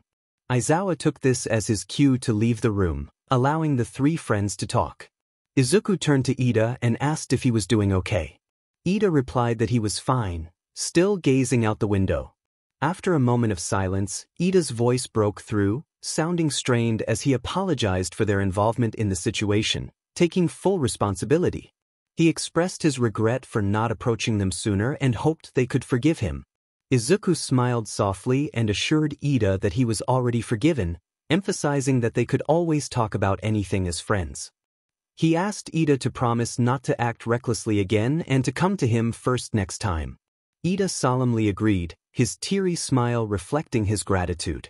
The three sat in comfortable silence for a few minutes until a firm knock at the door interrupted them. The police chief, accompanied by 2 officers, entered the room. He greeted them cheerfully and inquired about their well-being. The trio nodded cautiously, curious about the reason for his visit. The chief got straight to the point, explaining that their actions from the previous day had violated several heroic laws, particularly Ida's, which could be classified as vigilantism. Ida looked down, ashamed, as he fidgeted with the sheets. The chief informed them that normally they would face significant consequences for their actions, but fortunately, a solution had been found. They would not face charges, as their actions were deemed appropriate given the threat they encountered. However, the capture of the villain would need to be credited to another hero present at the scene. Thankfully, the number 2 hero had been there, allowing the credit to be attributed to him instead. The three exchanged glances and nodded in agreement, though Izuku's nod was more hesitant at the thought of the hero taking credit for their efforts. Ida expressed his gratitude, bowing his head in respect, with the others following suit. The chief advised them to avoid making a habit of such actions, or they might not be able to overlook it next time. He then turned to Izuku, informing him that after the villain had rescued him, he had appeared on camera, calling Izuku one of his true heroes on national television. This could potentially attract attention from villains. Izuku acknowledged this, managing to mask his surprise. The chief reassured him that he should be safe at UA High but offered the option of a police SCRT for added peace of mind. Izuku quickly declined, stating he felt safe at UA and was strong enough to protect himself. The chief accepted his decision but reminded him that he could request an SCRT if he changed his mind. He then wished them well and left the room with his officers. Aizawa, who had been listening outside, waved to the chief as he passed. His suspicions about Izuku were growing stronger, especially considering the young hero had earned the respect of the notorious villain who had taken the lives of many professional heroes. The hero killer, the 𝗬𝗧𝗟𝗘 Nomu, the false identity, it was all too overwhelming for him to ignore. He needed proof, something that would clarify the situation. Solid evidence was essential, and he was determined to find it. As he delved deeper into the mystery, he felt the weight of uncertainty pressing down on him. The stakes were high, and he couldn't shake the feeling that danger lurked around every corner. With each passing moment, the tension grew, and he knew he had to act quickly. He gathered his thoughts, strategizing his next move. The path ahead was fraught with challenges, but he was ready to face whatever came his way. The thrill of the unknown fueled his resolve, and he was prepared to uncover the truth, no matter the cost. With a fierce determination, he set out on his quest, ready to confront the shadows that threatened to engulf him. The journey would not be easy, but he was resolute in his pursuit of justice and clarity.